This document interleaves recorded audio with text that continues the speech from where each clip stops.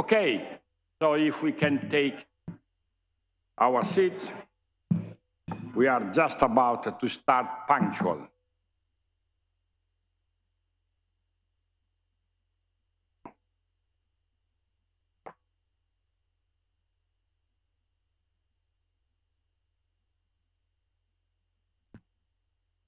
So, good morning and welcome everybody to the workshop that the Pontifical Academy of Social Sciences, with the support of the University of Massachusetts at Boston, has organized on a topic of extraordinary relevance.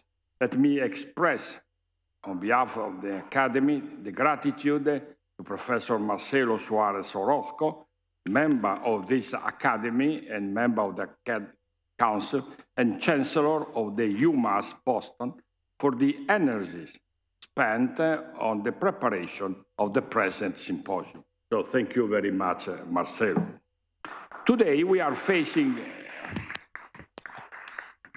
an emergency within an emergency.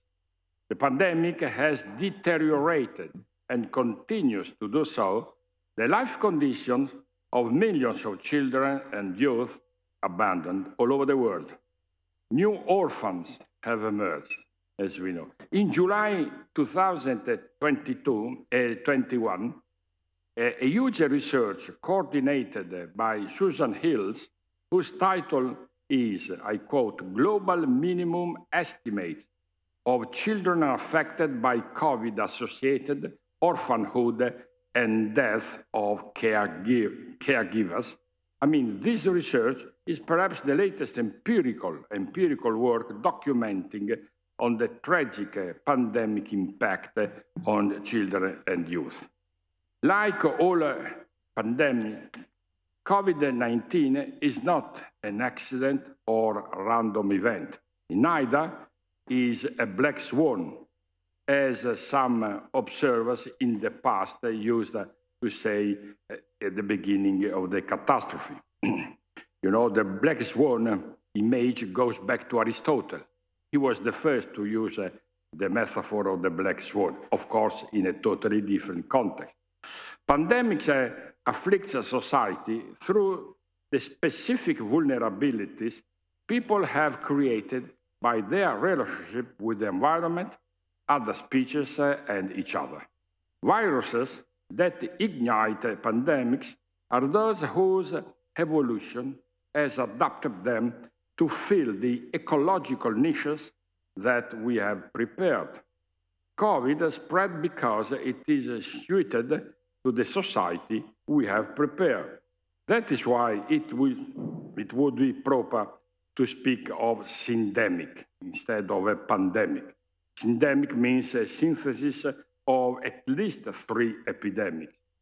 Coronavirus, obviously, increasing inequalities all over the world, and third, environmental degradation. How to respond to this world crisis affecting primarily children is one of the 2 major targets of our gathering.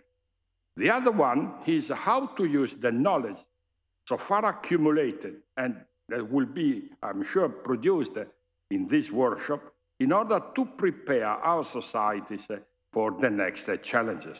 In view of this, a summary statement on the workshop outcomes shall be developed and published by the Pontifical Academy of Social Sciences, and sessions will be recorded and placed on the PAS YouTube channel. So, thank you again for your participation to this important occasion and for your attention. And now I am happy to give the floor to our Chancellor of the Pontifical Academy of Social Sciences, Msgr. Marcelo Sánchez Sorondo. The floor is yours. Thank you. Thank you very much. I am very happy to give the welcome to all friends that are here, like Marcelo and like Professor Caffo, but also for the new friends that we just yesterday realized. So and also to thank for the courage to come here in this situation to participate in this very important subject about the future generation. As said the President just this moment, we have not only the virus of COVID, but we have also this other virus, environment. But I think that the more dangerous virus that we have today is the virus that we can say of materialism. So the virus, the cultural virus that proposed to the new generation nothing, really nothing.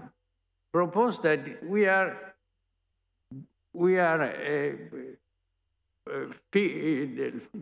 son of the cows, and the cows produce the matter, and the matter produce the top of the matter, that is the human being, and also our life is in these conditions that we live. They don't say clear this, but this is the things. And this is the culture that comes from the media. Of course, that depends on the real patrons of the media that put the money and want to have a war without only people to work to make money. I say Pope Francis many times, we are in some sort of dictatorship of the money. So the new generations need hope. This is the more important thing. Need an education that have hope. Hope in the future. Hope in the future that is not only a future that we can realize with material things, good things, that is very important, but a future that considers the real values that the human being has realized in his history. The value of the human person, the value that the human person is human person because have a soul, a spiritual soul. The value of the solidarity, the value of justice, the value of love. So this is the new generations need education, but need an education to open to this future that is not the future of material things, but is a future of really spiritual also things. Of course, and look, I continue to quote it. We have recently here a meeting with a more important paleontologist. He's also a member of our Academy of Sciences, Coppens. Coppens was the person to discover Lucy 3,200,000 years ago, 200,000 years ago. And Coppens say, and all the group of the Coppens that was invited here, and you can see this in the statement that we publish in our seat, that the characteristic of human being from the beginning is a difference of the superior animals is religious approach. Lucy prayed, not in the sense that pray us, but in the sense that believe in a superior being that help the humans in the difficulties of having this life. So I want to finish to say this. It's very important to give to the new generation hope that they can be happy. We have many meetings with Jeffrey Sachs about the Beatitudes, about the happiness that propose the gospel. So we need an education that was founded in the Beatitudes of the gospel of Christ that synthesize also the classic ideas and also the more important ideas that come from religion. So I think that we can go in this line. Thank you very much again for your presence here. Thank you.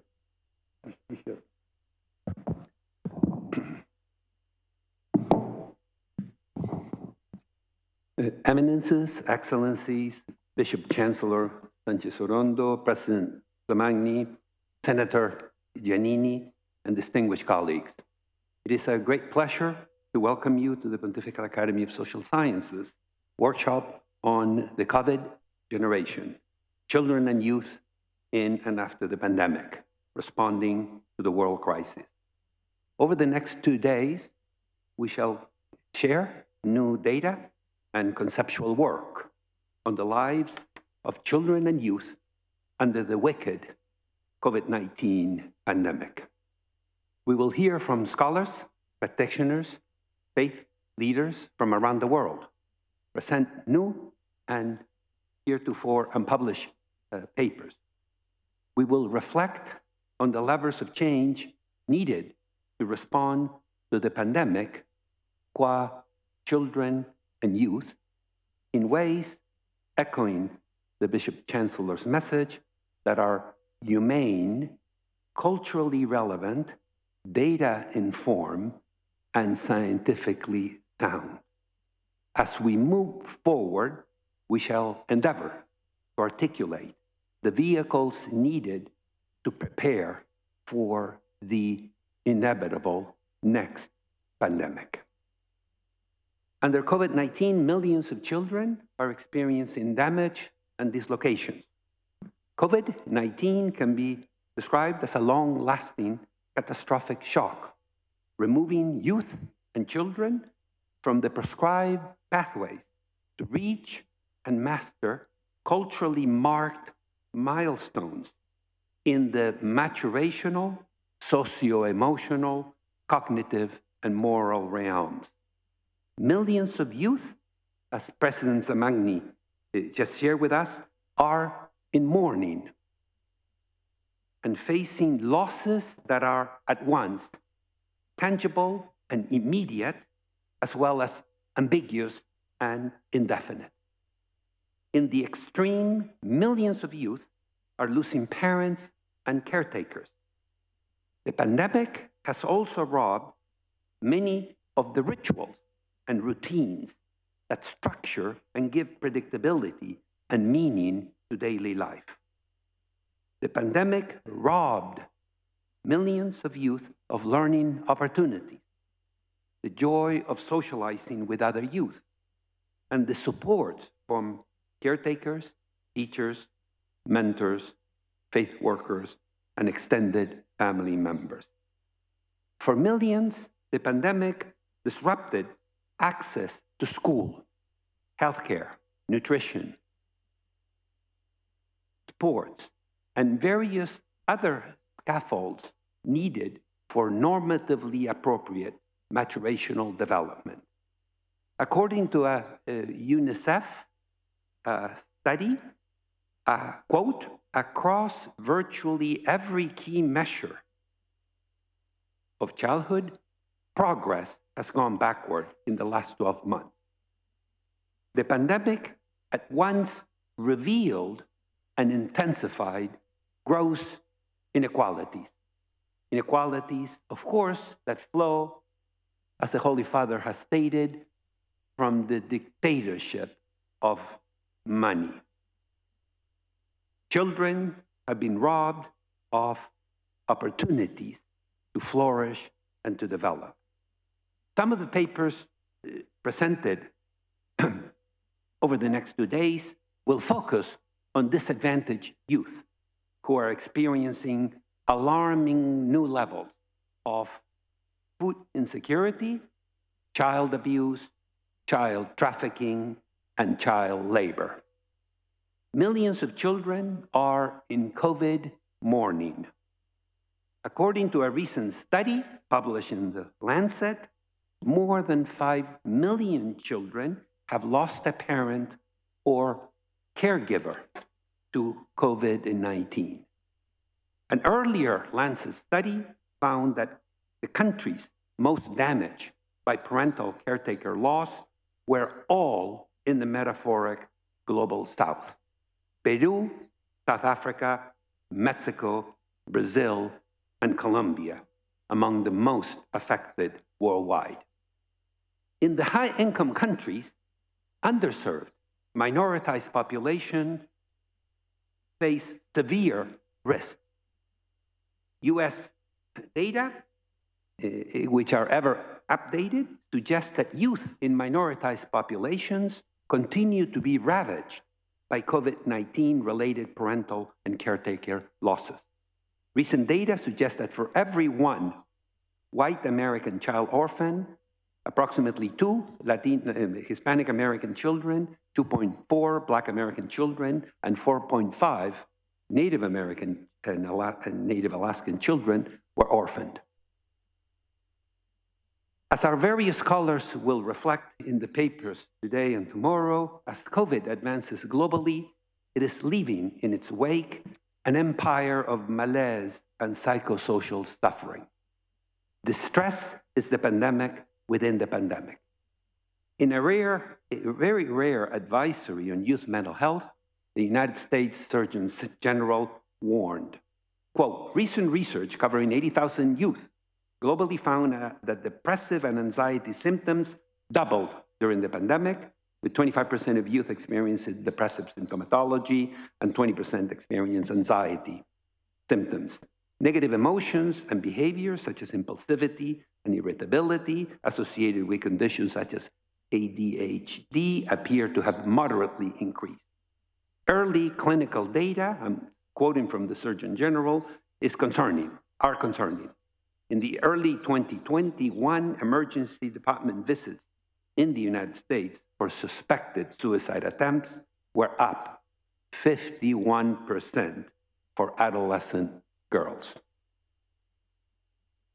Scholars, some in this room and some joining us today over Zoom, using a range of methodologies in various countries around the world, reveal significant increases in mood disorders, including depression and dysthymia, as well as anxiety, clinginess, distraction, irritability, panic, loneliness, and regressive behaviors, inter alia. While these are largely Western psychological and psychiatric categories, isomorphic, culturally relevant formations are emerging the world over. An analysis of 116 peer-reviewed articles with data covering a total of over 127,000 children and adolescents examined a range of primary data on COVID-19 related mental health impacts on children and adolescents. The researchers found more depressive and anxious symptomatology. These are panel data, limited, of course, that compare with pre-pandemic estimates.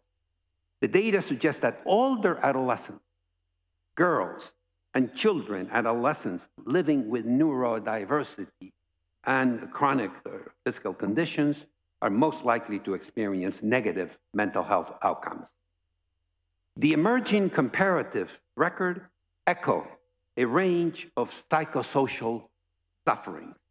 Studies from the United Kingdom, for example, show that more than a quarter of children aged 5 to 16 and young people aged 17 to 22 report continued disrupted sleep. 1 in 10 report often or always feeling lonely. Many were fearful to leave the house. Parents, compared with working age adults without children, experienced larger than average increases in mental distress during the pandemic. In a pattern repeated in a number of scholarly papers, youth with a parent in psychological distress were most likely to have probable negative mental health outcomes. Indeed, a plethora of studies deploying disparate methodologies with different conceptual frameworks are beginning to paint a global picture of the dangerous mental health undertows children and youth face as they struggle to navigate the global ebbs and flows of COVID-19. Isomorphic patterns of psychosocial suffering are emerging in empirical studies around the globe, including research from Argentina, Canada, China, India, Jordan, Bangladesh, Pakistan, Qatar, Australia, Italy and Spain, Austria, Germany, Liechtenstein, Switzerland, Greece, Ireland, South Africa, and others. Poverty, violence, migration, and traffic in the age of COVID-19. COVID-19 has put millions of children on the streets and at risk of abuse, trafficking, and exploitation. Our colleague David Bloom and Madalena Parrana offered an early assessment of COVID's impact on children and youth as, quote, degrading the emotional and mental health and increasing the risk of domestic violence and abuse, end of quote. Abused children, niños desaparecidos, missing children, the children of forcibly displaced migrants, children in modern slavery are enduring in an empire of suffering that COVID-19 is making harder to survey, prevent, and heal.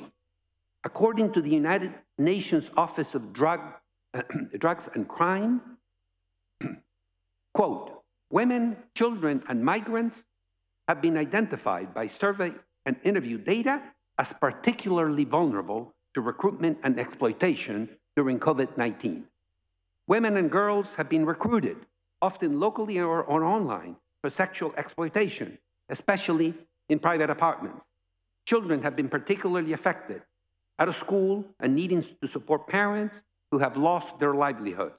Children have increasingly been targeted by traffickers at the local level as well as online. They have been trafficked for sexual purposes, forced marriage, forced begging, and forced criminality. There is clear evidence, I continue to quote from the United Nations Office of Drugs and Crime, there is clear evidence of increased demand for child sexual exploitation materials, which has, during COVID, exacerbated the exploitation of children around the world, end of quote. COVID-19 has put millions of children at risk for diverse and complex reasons. First, research has shown that extreme poverty compromises socio-emotional and cognitive development, health and wellness in vulnerable populations. The COVID-19 pandemic is pushing an additional 97 million human beings into extreme poverty. Global hunger and malnutrition continue to cripple millions of children around the world. The COVID-19 pandemic is reversing important gains. Food prices are a near all-time high. And as of, quote, January of 2022, agricultural commodity prices, the index, is up 25%, higher than it was in January 2021. Maize and wheat prices are up 20% and 25%, respectively, higher than they were in 2021 levels. Millions are suffering from chronic hunger, regularly not getting enough to eat to conduct an active life. The pandemic, along with new drivers of mass migration, are pushing unprecedented levels of both legal and unauthorized migrations. Over the last 12 months, the most trafficked border in the world, the border between the United States and Mexico, has seen a skyrocketing surge of unauthorized immigrants with an all-time record of 1.7 million apprehensions. Quote, many of them fleeing pandemic-ravaged countries, trying to enter the United States in the last 12 months, capping a year of chaos at the United States southern border, end of quote. According to the International Organization for Migration, the vulnerability of international migrants are exacerbated, quote, with the COVID-19 pandemic. Migrants have been affected, I continue to quote, by the pandemic in a variety of ways. Many have lost their employment in destination countries and have been unable to return home. Many of them ended up in irregular status in destination countries. Others have been forced to stay in inadequate accommodations with limited COVID-19 safety measures in place. Families of migrants have suffered through the loss of much-needed remittances. Survey and interview respondents highlighted the plight, in particular, of migrant domestic workers who have been confined to private homes and exploited by abusive employees, end of quote. In the words of Mary Waters in this room, we are just beginning to sketch out the contours of the differential impact of the pandemic on immigrant families and children. Educational disruptions. For youth, the school is the home away from home.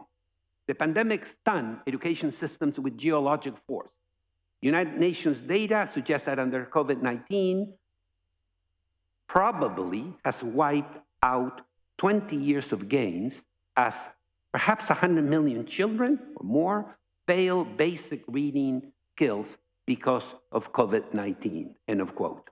According to UNESCO, the most vulnerable children continue to face significant loss. Quote, since its outbreak 2 years ago, the COVID-19 pandemic has disrupted education systems globally, affecting the most vulnerable learners the hardest. The costs stand to be tremendous in terms of learning losses, health, and well-being, and dropout patterns. Continue to quote, prioritizing education as a public good is crucial to avoid a generational catastrophe and drive a sustainable recovery. To be more resilient, equitable, and inclusive, education systems must transform, leveraging technology to benefit all learners and building on the innovations and partnerships catalyzed throughout the crisis, end of quote. The COVID-19 pandemic has renewed expectations that new technologies would be deployed to effectively continue the education of youth via remote teaching and learning. As Carnegie Foundation for the Advancement of Teaching scholars have argued, quote, the COVID-19 pandemic saw schools the world over turn to digital technologies for continuing schooling of millions of children. This rapid innovation has led to great enthusiasm about the potential for network tools to provide more children with low-cost access to learning opportunities that might help minimize existing educational inequities. I continue to quote, ambitious initiatives to provide inexpensive computing power to those most in need have distributed network laptops to children in remote villages and urban centers in the hope that provision of access to content and modern tools would fuel learning. Although these experiments have yielded important insights, they largely fail to lead to significant transformational practice, end of quote. There are indeed causes for concern. Stanford Scholar of Education and Technology, Bridget Barron, notes, quote, over a third of youth worldwide do not have access to internet, and most of these youth are people in developing countries. End of quote. Indeed, significant gaps in preparation to leverage technology to connect homes and schools, and equal access to the internet and devices, and differential teacher preparation and parent knowledge have limited our capacity to sustain remote learning in these times of crisis. Other research suggests that new technologies can be powerful tools, but are also creating a whole set of new concerns in basic educational domains. Scholars have articulated concerns over the impact of the new technologies in long-term impact on reading. And here I refer you to the work of Marianne Wolf, a member of the Pontifical Academy of Sciences. Concerns over socio-emotional development, cyberbullying, concerns that the new media undermine empathy, give children and youth access to inappropriate materials, and can be lethally effective new tools for the exploitation and trafficking of children and youth. Furthermore, the purposefully designed addictive features found in new media platforms open another serious domain of deep concern. The path to recovery and reconstruction. All human learning is relational and constructed, with more advanced learners scaffolding the socio-emotional and cognitive schemas, as well as the fonts of knowledge of more novice learners. Technologies that build on and enhance that fundamental feature of learning will prove beneficial. Technologies that are designed to bypass the human touch will likely prove to be fool's gold.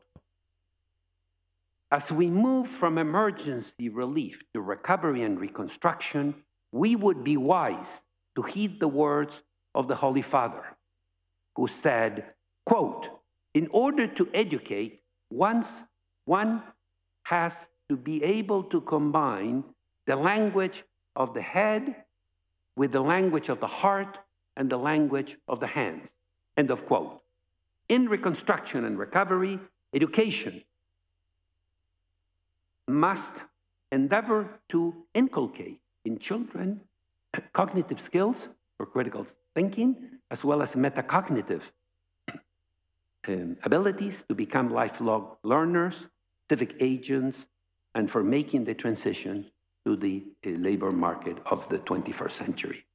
But perhaps, above all, as the Bishop Chancellor has written, has just shared with us, and as Senator Giannini wrote in the beautiful book that we are shortly releasing, we must nurture the humane sensibilities, empathy and perspective-taking, communication and collaboration skills. The work of education is cultivating the signs of healthy, flourishing, and engaged children and youth.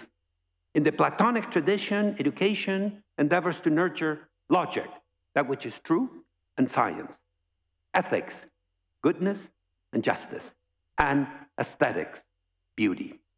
Creating a more inclusive, just, and sustainable world is education's most urgent challenge. In the words of Pope Francis, a summons to solidarity with the next generation, with each other, and with our ever more fragile planet, as the papers by Kathy and Jim Stone suggest, is the ethical imperative of our times. It is too soon to discern the long-term sequelae of the still raging pandemic, as Professor Caffo has indicated. Its long-term impact of children is yet to be known. Children are resilient and are highly adaptable even to the most adverse of circumstances. According to the US Surgeon General, quote, "More than 50 years of basic research suggests that increases in distress symptoms are common during disasters, but most people cope well and do not go on to develop mental health disorders. Many young people are able to bounce back from difficult experiences such as stress, adversity, and trauma. Youth are inherently resilient," end of quote. The sources of resilience are not always obvious. The answer does not lie in individual characteristics. Research, our own and that of others, suggests that the process plays out in a physical and social environment that involves family, caretakers most immediately, but also includes peers, schools, places of worship, and other institutions of society. Just as the pandemic, like war and flight, imply a disruption and destruction, healing comes with the rebuilding of the child's social world. Fortunately, we know how to do that. And it's primarily we do it through the institutions of society. Schools will have a special role in reconstruction moving forward. The workshop, I believe, represents, to the best of my knowledge, one of the first international interdisciplinary and comparative efforts to examine the effects, the unfolding effects of COVID-19 on children, youth, and emerging adults, draw lessons learned from best practices, and develop concrete policy suggestions to prepare for reconstruction and for the next catastrophic disaster. Today and tomorrow, we shall examine new levers to make the family, schools, and the institutions of society tasked with promoting the healthy development of children more humane and equitable, more engaging and fulfilling, more relevant to the desperate needs of youth around the world. Therefore, we will turn to a variety of regional perspectives from the Americas, Africa, Asia, and Europe. Thank you very much.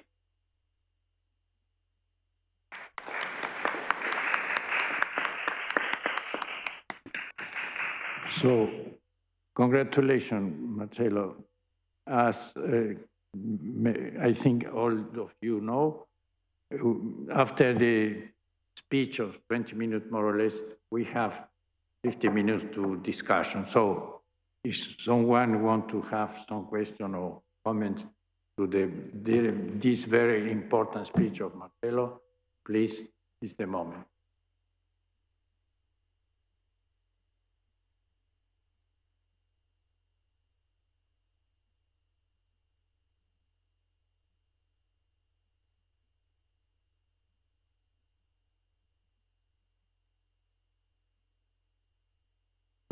Oh, that's better.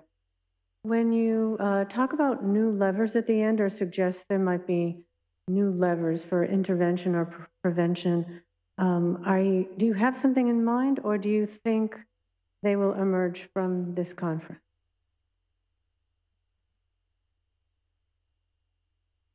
Thank you, Kathy.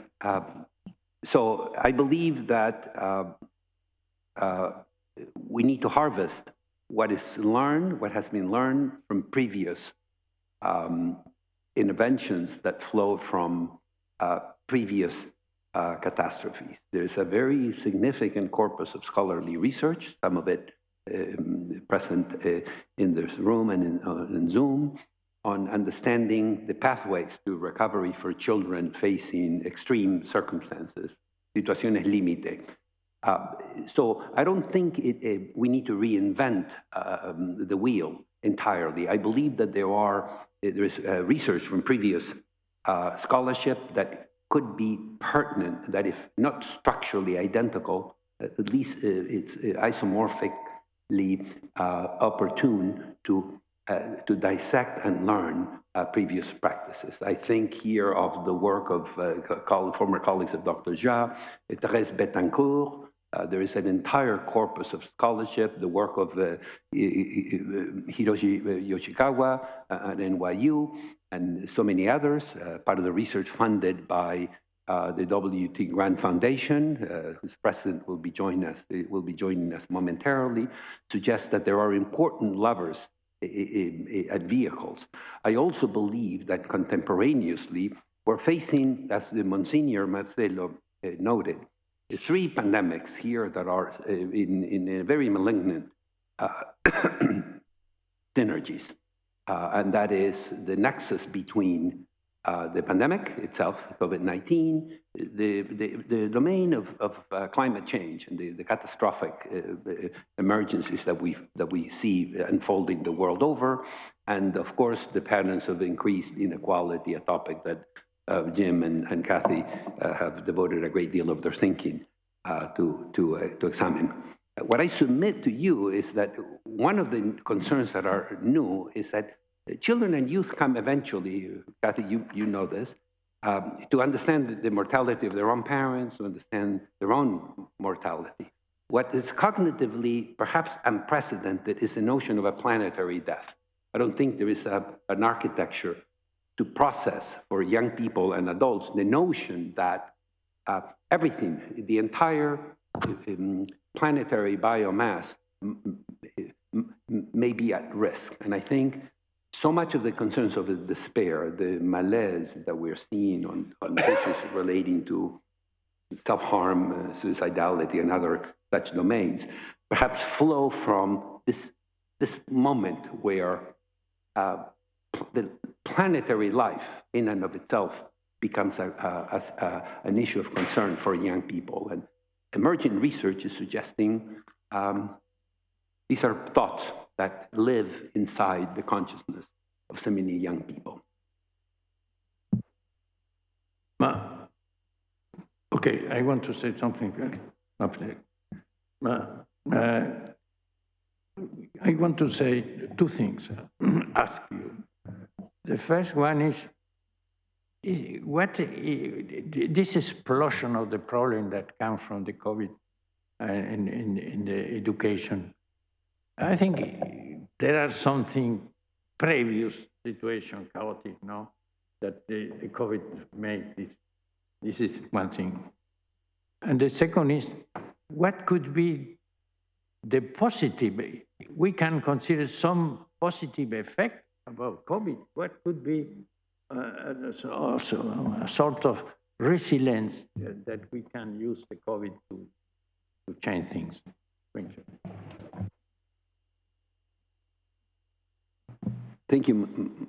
Thank you, Bishop Chancellor. Three reflections. First, of course, antecedent formations very, very powerfully acted as either an accelerant or decelerant of the subsequent concerns over health and mental health processes. The data tend to suggest that it is the children who already face the most severe undertows in their daily lives that were most negatively adverse by, and were most threatened to drown by the pandemic. So we don't start with an tabula rasa with an equal playing field. We start with extraordinarily different realities for children and youth around the world. Second, I think that there is some data that suggests, including the study released by the synthesis released by the U.S. Surgeon General, that in some domains, again, there are individual and their family and their cultural differences. Antecedent conditions tended to, for example, favor more family unity, more family solidarity, more family connectivity in some context. And we need to understand and we need to study those. The trajectories, however, are immensely varied as a function of local culture, local knowledge, structures, and the antecedent conditions that families found themselves in prior to the pandemic. But questions of solidarity, questions of the scaffolding of children and youth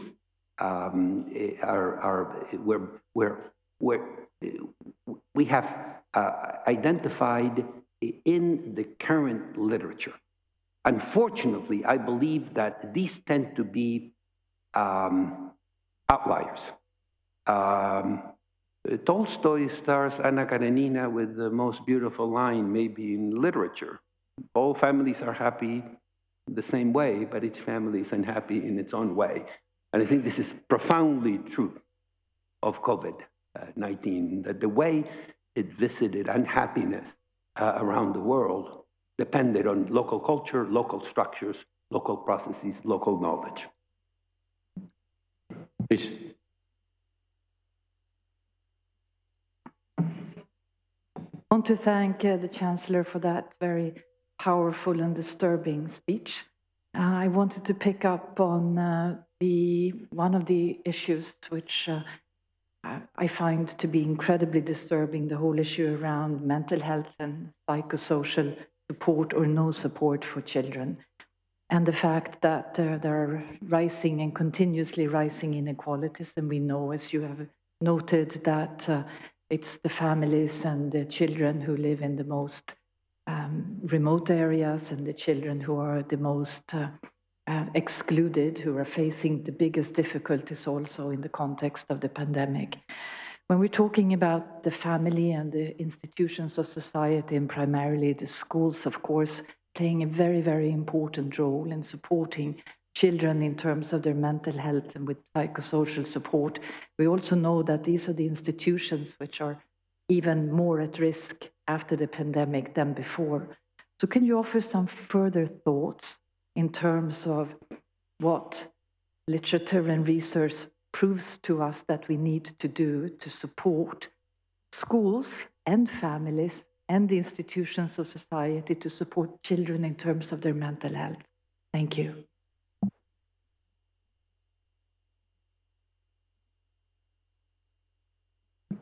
Thank you very much. I wish to join colleagues to congratulate and thank Professor Suárez-Orozco for this inspiring, comprehensive presentation. And I see a couple of points which can be developed maybe during the discussion also in this workshop, which is the very first, I suppose, here at Casina Pio, about the huge impact of the pandemic after the last we had a few days before the world changed because of the pandemic. So let me say that it's really a little bit emotional for me to be here with all of you today. And I think this comprehensive presentation actually says us that education has been really one of the main sectors to be affected by this long-term shock. However, and it will be a big part of the solution, hopefully. However, you mentioned so many different dimensions to be taken into account that brings me to the point we have now. It's a challenge and a tremendous opportunity at the same time. That means education should be prioritized at the very core of the political agenda in the coming months and years. And it's not been the case so far. So this is the very first time that the entire world understood the importance of schools to be open, that the entire world understood the importance of children having the opportunity to socialize in their own peer relationships. And it's the very first time that globally we realize that schools are not simply a place, and crucially, a place to learn, but very much more. And this is what you actually demonstrated, looking at the negative impact of not having schools open and everything. So I want to say that we are very much trying to keep this momentum this year, because the risk I see is that as soon as the media coverage of this topic, we can also see now, because another huge dramatic crisis is coming out in the world, and it makes sense to move to that topic. I don't know, I'm not sure to what extent political leaders will keep seriously the emergency we still have, will keep seriously the importance to have education at the very core of recovery plans, of stimulus packages, and it's not the case so far. I will mention later in my presentation some data on that. So I think that one of the maybe purposes of this collective efforts we are doing is to keep the momentum in the coming months, and there will be some in the roadmap, some opportunities in a very intersectoral approach, not only between educators, teachers, and experts of education. And this is one of the main added value, maybe the positive side of the pandemic. Thank you. Thank you so much, Senator. Could I respond very quickly to, or maybe we'll take all the questions first? I have a very brief answer, Senator Giannini, to your reflection, because here we have an empirical case. It is Sartre, who, paraphrasing Voltaire, and I will paraphrase Voltaire and Sartre, we can say that if we didn't have schools, we would have to invent them. And I think that this is what the world finally came to see. Just what a significant social institution is the school in society today. And whereas I think Voltaire reflected on something that could not be proven one way or the other, now we have a very, very significant case where we can say that we need to reinvent the schools as an institution of society. And of course, the foundational philosophical work on this flows from the great John Dewey, who saw very significantly the nature of the relationship between the promise of the practice of democratic citizenship as it unfolded in the social life in schools. Dewey famously said, schools are not a preparation for life. Schools are life.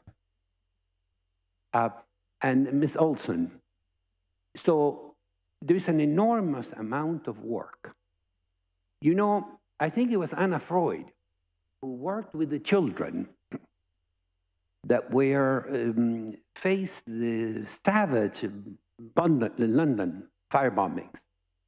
And her insight is a profound insight.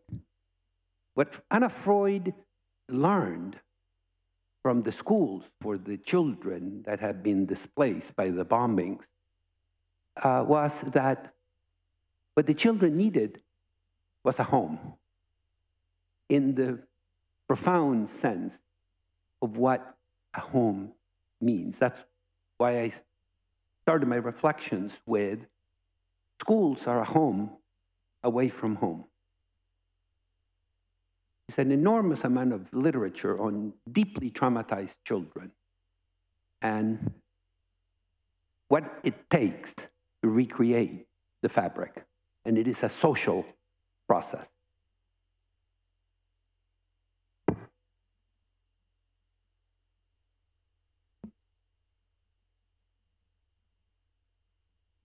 Thank you.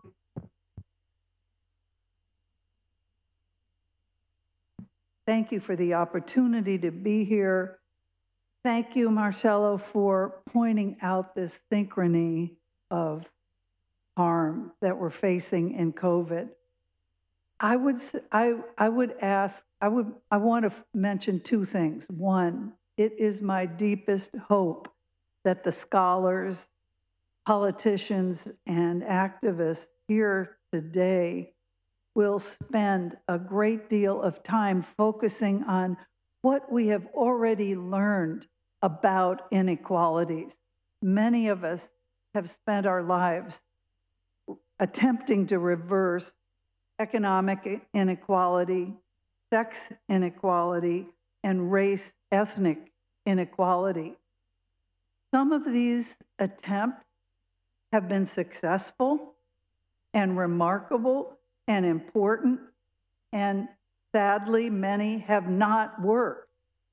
As has already been said, we don't have to reinvent the wheel, but we do need to look. This is an opportunity to look very, very closely at the struggles of people on our planet to reverse economic, race, and sex inequality.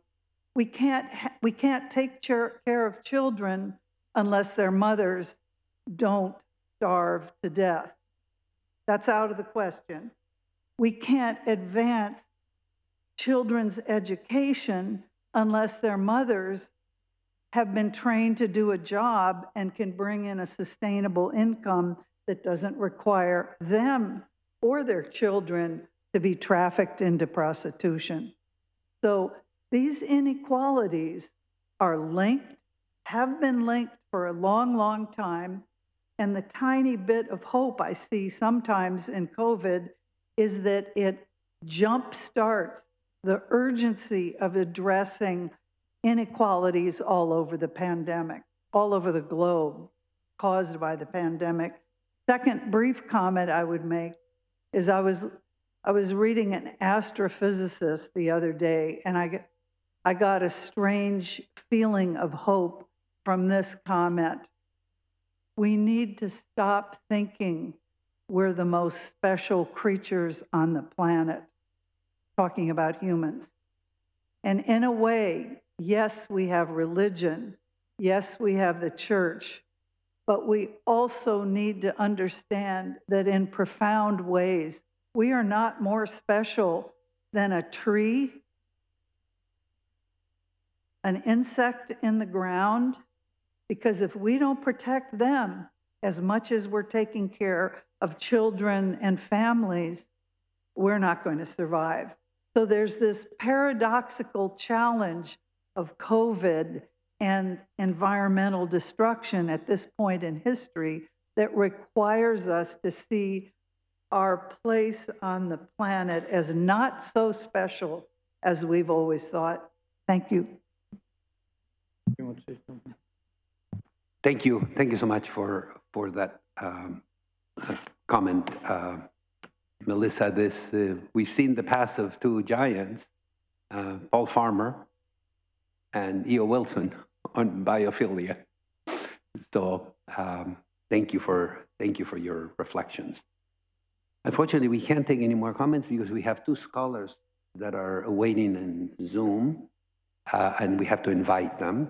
I'm very, very happy to introduce Professor David Bloom. I believe he's in India, and will either join us today or tomorrow. And his colleague, whom I believe is in Cambridge, Massachusetts, Aisha Yousafzai, of the T.H. Chan School of Public Health at Harvard University, will join us. And I trust they are with us. Thank you. I will just start by putting up my slides. Thank you. So good morning, everyone, and it is a real honor to be able to join you, at least virtually, at this meeting. And I'd like to begin by appreciating the Pontifical Academy of Social Sciences in UMass for hosting such a significant workshop over the next 2 days. And as noted, my colleague, Professor David Bloom, is currently on travel. So I will be presenting on our joint behalf, and I'll be providing an overview of how this pandemic has impacted the youngest citizens. And in this talk, I'll begin by presenting briefly an overview of why early childhood matters in the life course and the different ways in which the pandemic has impacted both young children, but also the significant caregivers in their lives, those caregivers in families, as well as caregivers such as childcare workers and educators. And then I'll highlight some important considerations that I think are critical if we are to accelerate change in our progress, in our research programs and policies that impact outcomes for young children and their caregivers. So why does early childhood matter? It's important to point out that before the pandemic, an estimated 250 million children, that is 43% of under fives living in low and middle income countries, were unable to meet their developmental potential in the first 5 years of life. So we were already failing high numbers of young children around the world, with higher burdens in Southern Africa and South Asia.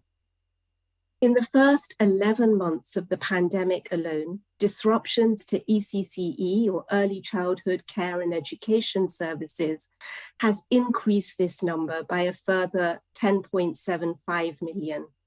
And this, of course, has long-term implications to children's developmental trajectories along the life course, and further compounds the inequities that have been discussed thus far this morning. So early childhood development really refers to the period from conception to 8 years of age. And we see children at this point transitioning from their family and home environments to being more and more exposed to neighborhoods, communities, and early childcare and early education environments.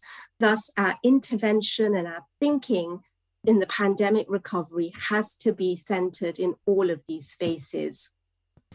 And of course, we recognize that this composite of development encompassing motor, language, cognitive, and social developments, here the skills acquired in those early years predict the later life learning, productivity, outcomes in the life course as adults, and of course, our capacity to have good physical, mental health as well.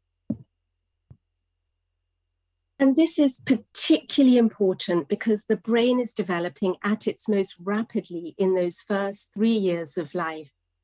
And while development is a fairly robust process, we can think of it as our genetics forming the blueprint or the roadmap, but is really the child's experiences, their exposure to the environment that shapes the quality of healthy brain development. Due to greater neuroplasticity at this time, there's a sensitive window of opportunity. Therefore, it's critical for us to promote protective environments and reduce the risks that emerge from the harmful environments around the child or harmful experiences around the child. And of course, the development that's established in these early years is the foundation upon which later development and later interventions and other important points in the life course, such as adolescence, are built upon. And we also know that intervening early can reduce the disparities, the gaps that we see between advantaged and disadvantaged children. We also know that the risks that we see for early childhood development are wide-ranging. They encompass economic risks, biological risks, and psychosocial risks. And those which we have tended to negate include things like maternal depression, family distress, violence, and child maltreatment. These risks, of course, don't occur in isolation, so our intervention thinking cannot happen in isolation. It requires multi-sectoral coordination and actions to address holistically the needs of young children. So what are the different ways that the pandemic has impacted young children and their caregivers? We know the pandemic has impacted every aspect of nurturing care, be it children's health, their access to food security and healthy nutrition, the capacity of caregivers to provide optimal, positive, nurturing, and responsive care, children's safety, their security, as well as their opportunities to learn. It was Professor Donald Winnicott that was quoted as saying, "There is no such thing as an infant." And of course, he is referring here to the fact that when we think of a young child, we cannot think of them in isolation, but the well-being, the mental health, the access to resources, and the competencies of their caregivers matters in terms of how we can provide optimal well-being for the family as a whole. As noted this morning, in this first period of the pandemic, we have seen over 5 million deaths of caregivers, be it parents or significant grandparents responsible for the care of young children. In 3/4 of these, we have seen that the loss has been the loss of a paternal caregiver. There are, of course, risks along the life course now for these vulnerable children in terms of their health, their psychosocial well-being, and their economic security. And it's an imperative that we think about multi-sectoral actions that target the most vulnerable within these populations to ensure the risk to institutional care is mitigated. It is preferable in many cases to have family-centered care, kinship care, high-quality foster care as options.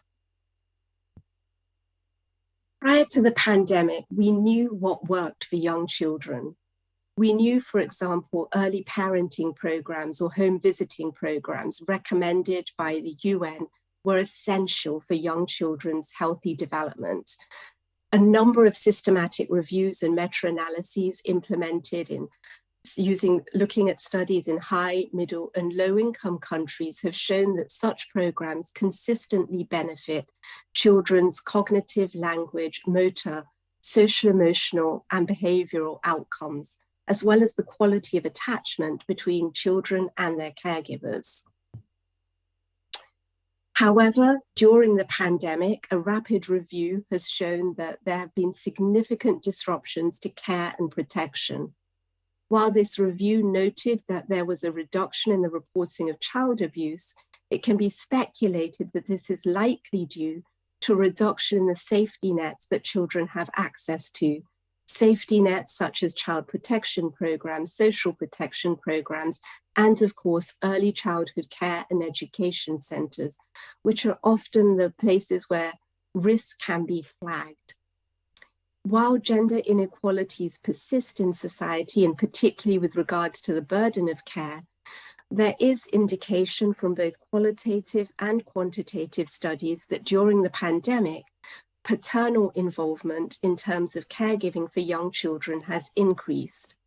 How we leverage this during the recovery period and beyond is critical in terms of having more equitable outcomes for care in society.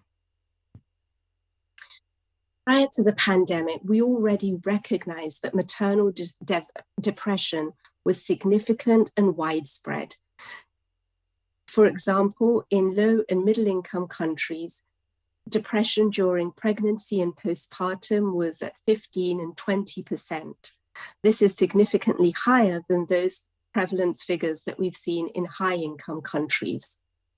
This is not only negative and detrimental for women themselves, but also has impacts in terms of the young children's cognitive development, the quality of their attachment, for boys, behavioral development outcomes, for infections.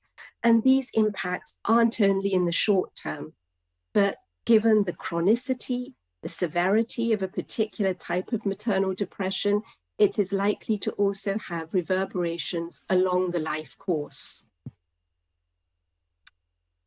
Every survey seemed to point to the fact that paternal distress had increased during the pandemic in terms of reports of depression, stress, and parenting-specific stress, and this was globally reported. It also impacted the mental health of our very youngest children. And in a survey of just over 60,000 caregivers in Colombia, Costa Rica, El Salvador, and Peru, 61% of children reported at least one symptom of mental distress. This is the youngest children. It's important to recognize that while the pandemic has caused disruption, we were already failing these children prior to the pandemic. This is just one example of data. In terms of access, and this is access only, not referring to quality of programs, early childhood care and education services had poor outreach to young children. In the lowest income countries, this was as low as 20%, up to 79% in high income countries. This was also with inequities between urban and rural populations and with more remote regions around the world. Across the pandemic, around 50% of in-person teaching days were lost.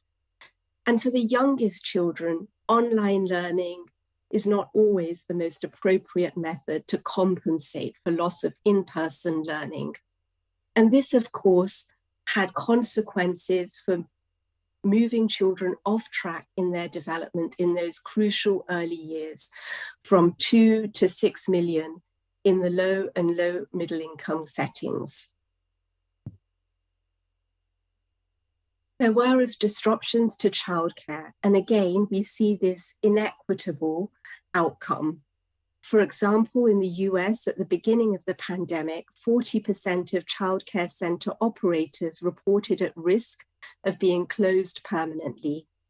In rapid surveys, the households in the lowest income groups were more likely to report that their children would be unable to return to their prior childcare once things reopened. And this, of course, has impacts for the safety and security of young children. It also has impacts for the capacity of their caregivers to participate in the labor force. So how have we responded to this challenge? It has been clear that NGOs, civil societies, governments around the world have responded to modify programs, to innovate, to ensure that parents, caregivers, and educators are able to reach young children around the world through adaptations of existing home visiting, parenting, and early childhood care and education services. However, there are two key questions that we need to consider. Are these interventions meeting the needs of caregivers, or are they adding to the burden of already highly distressed families during this time? Secondly, are these interventions compounding existing inequalities in society? For example, internet access or technology solutions were a big part of those modifications. Yet a survey by the Interdevelopment Bank shows that in the Latin American and Caribbean region, only about 45% of households have adequate access to internet, and smartphone penetration is as low as 32%. Therefore, in the recovery, we need to consider blended approaches that do not exacerbate the existing inequities in society. And while there has certainly been visibility of early childhood development, care, and education goals in the Sustainable Development Goals, for example, we also know that the progress has been slow over the last decade. For example, there has been an increase in the number of countries with national policies embracing early childhood development, but implementation of scalable programs is few and far between, with significant gaps in our understanding of the quality of those at-scale programs. Examples include Grade R in South Africa, the Chile Crece Contigo program, and Criança Feliz in Brazil, as well as the Integrated Child Development Services in India. But these are a handful of programs. For the majority of cases, early childhood development interventions tend to be short-term, project-based, with very little outreach and reaching few numbers of children in terms of the scale of the challenge that existed pre the pandemic and that it has been exacerbated during the pandemic. The cost of inaction of failing to address young child growth can impact on about 176 billion in lifetime earnings. The failure to implement basic parenting and preschool programs is estimated to cost countries anywhere between 2 and 4% of their total GDP. And failure to address COVID-related preschool closures may result in just over 800 billion in lifetime learning losses, because of course, these aren't just immediate losses in terms of preschool outcomes, but have reverberations in primary and secondary education as well. So early childhood is the foundation for lifelong outcomes. We know that these were interventions that were underinvested in prior to the pandemic, and our solutions have to be multi-sectoral.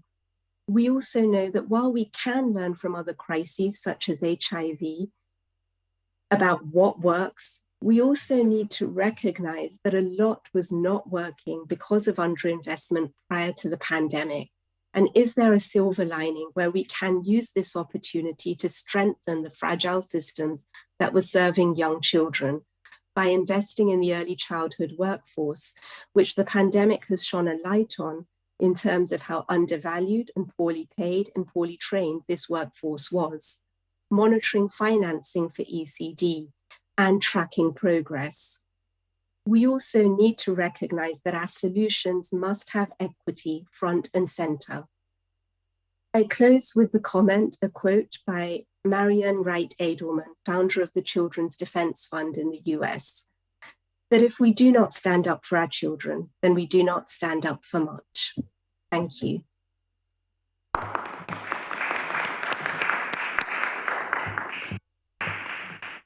So we have some moment for discussion.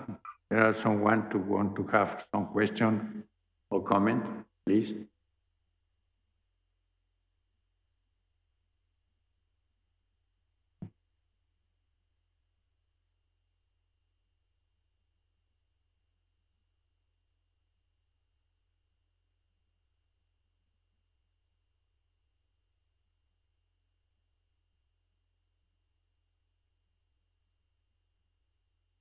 I'm particularly interested in the loss of childcare that occurred with the pandemic, but more generally, the lack of available high-quality childcare throughout the world, and the fact that this hasn't been a priority in the Western world. And I just want to know what you think about that. How can we help countries realize the value of early childhood intervention in the form of childcare? I think there have to be multiple arguments that we need to make. I think the evidence is pretty strong and consistent about the returns on investment in early childhood. And that evidence we've had for a number of years. Where we lack evidence is firstly in the how to do it. So the how do we invest in implementation research that can guide countries on the best strategies that are culturally informed and that work within the existing systems to deliver these interventions at scale. The second is that we need much more data on the economic returns of these investments. Very few of these interventions that have been proven to be effective have had any costing evaluation attached to them.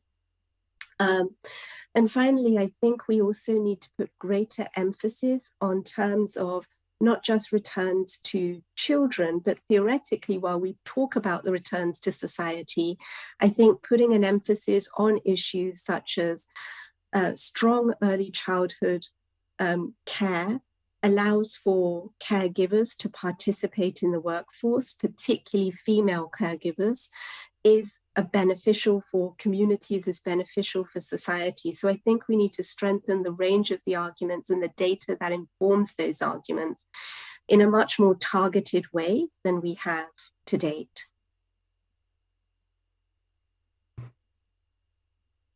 I have a question, if I may. Thank you so much, Professor Yousafzai, for your paper, and I'm so grateful to you. I think it's 3 o'clock in the morning in Cambridge, Massachusetts, and you were both lucid and very, very moving in your presentation. I wonder if you could comment on the following. 150 years ago, as he was developing the notebooks on what would eventually become the origin of the species, in the margin, Darwin wrote, "Educate women, multiplication sign, number 2, twice the impact." I wonder if you could comment on research on matters relating to the gender impacts of COVID-19 in early childhood care, and what are the data suggesting? And furthermore, what are your recommendations for better understanding the differential investments in that are gendered based? Thank you. Thank you. I think that's a significant question for a couple of different reasons. First of all, I think this is an area where we haven't disaggregated data, where we've had the opportunity to look at differential impacts of early childhood interventions between girls and boys, for example. And this is something that we need to prioritize. The limited population level data suggests that the outcomes of that child development at the moment is there's not significant differences between girls and boys, but there is a small female advantage in terms of social emotional development.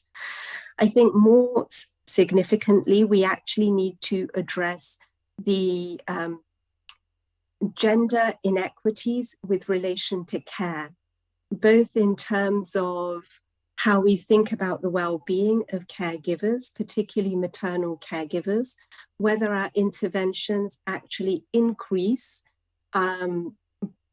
the burden of time that caregivers have to give for young children, and whether that is obviously more inequitable in terms of female caregivers, how we're addressing basic issues such as maternal mental health, both during pregnancy and postpartum. I mean, these numbers are particularly high, and often in the mental health community, we think about the missing M in primary healthcare services, which is referring to mental health. And finally, we know that by and large, the early childhood workforce is largely female driven, whether you think about frontline home visitors, preschool teachers, childcare workers, nurses.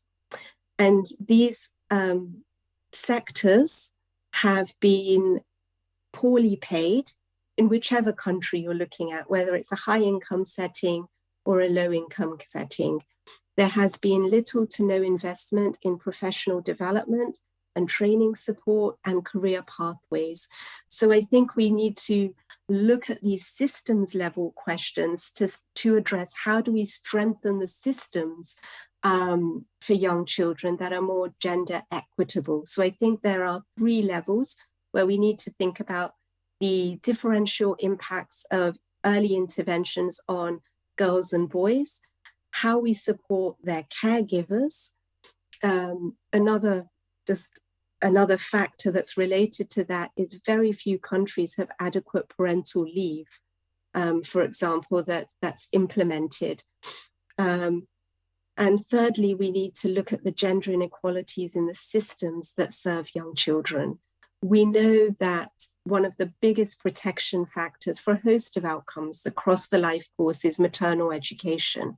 And yet, very few interventions really think about maternal empowerment and economic empowerment. Thank you.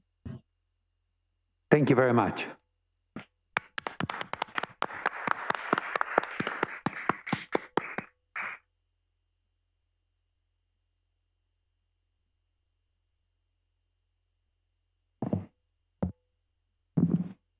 Good morning, and thank you to the Pontifical Academy and to the University of Massachusetts Boston for hosting us. It is indeed an honor to be here. The great American politician Hubert Humphrey once said that a society is judged by how it treats those at the dawn of life, children, at the twilight of life, the elderly, and those in the shadow of life, the sick and the disabled. Using that lens, if we examine the global collective response to this pandemic, I think we can all agree we have some work to do better. The goal of the next 2 days is to talk about those at the dawn of life, children. The impact of the pandemic on children is broad and deep, and my goal is to really talk about the health effects. So of course, over the next 2 days, we're going to cover a broad range of issues that have affected children over the last 2 years. We know that childhood is a critical time for development, for physical development, social development, mental and emotional development. And the 2 to 3 years of loss and poor development will actually have profound lifelong effects on health, on many other things, of course, but also on health in terms of higher risks of chronic disease and poor health outcomes. But today I want to focus on the more short to medium term. Now, when we think about the health harms of COVID on children, I think of it in 3 broad categories. The direct harm of the virus itself, the health harms of the pandemic and its broader response. Now, if we were talking about COVID in adults, it would be the same 2 categories. But there is a third category that is particularly important for children, and that is the impact of the pandemic on the family. Because there is no way to talk about the impact of COVID on the health of kids without looking at that broader family structure. We'll come back to that. Let's begin with that first category of how the virus itself has affected children. Across the world, approximately 450 million people have been infected. That's the official statistic. We think that for children, the official statistics suggest between 30 and 50 million children have been infected with this virus. That is a gross undercount from a combination of a lack of surveillance, lack of testing, and lack of reporting. The best data and the best modeling suggests somewhere between 400 and 600 million children have likely been infected with this virus. When we look at the worst outcomes of this infection, which is death, again, official statistics suggest that between 13 and 15,000 children have died from COVID. Most of the data and most of the modeling would suggest that that is a substantial undercount by as much as 80 or 90%, and that the true impact in terms of number of children who have died of COVID is probably in the hundreds of thousands. That suffering is widespread, but it is not equally distributed. And as we heard earlier in the day, the worst outcomes are disproportionately found in poorer children who are at higher risk of poor outcomes because of malnutrition and other issues, in children of minority populations, and children who already have health burdens, children who already have health issues. those are the children at highest risk of the worst outcome. Beyond death, which of course is the worst of all outcomes, there are a series of other important direct effects of the virus that are worth talking through just for a couple of minutes. The truth is that we know that kids can have severe disease from this virus. In the US alone, there have been close to 10,000 hospitalizations of children. And in countries around the world, we know that the reason we don't see similarly high numbers in low and middle income countries is because access to healthcare is limited. And so kids have severe disease, children have severe disease, and often suffer from that at home. In terms of the outcomes of those severe diseases, obviously many kids recover, but are left with long COVID, which is a series of symptoms that can persist for extended periods of time.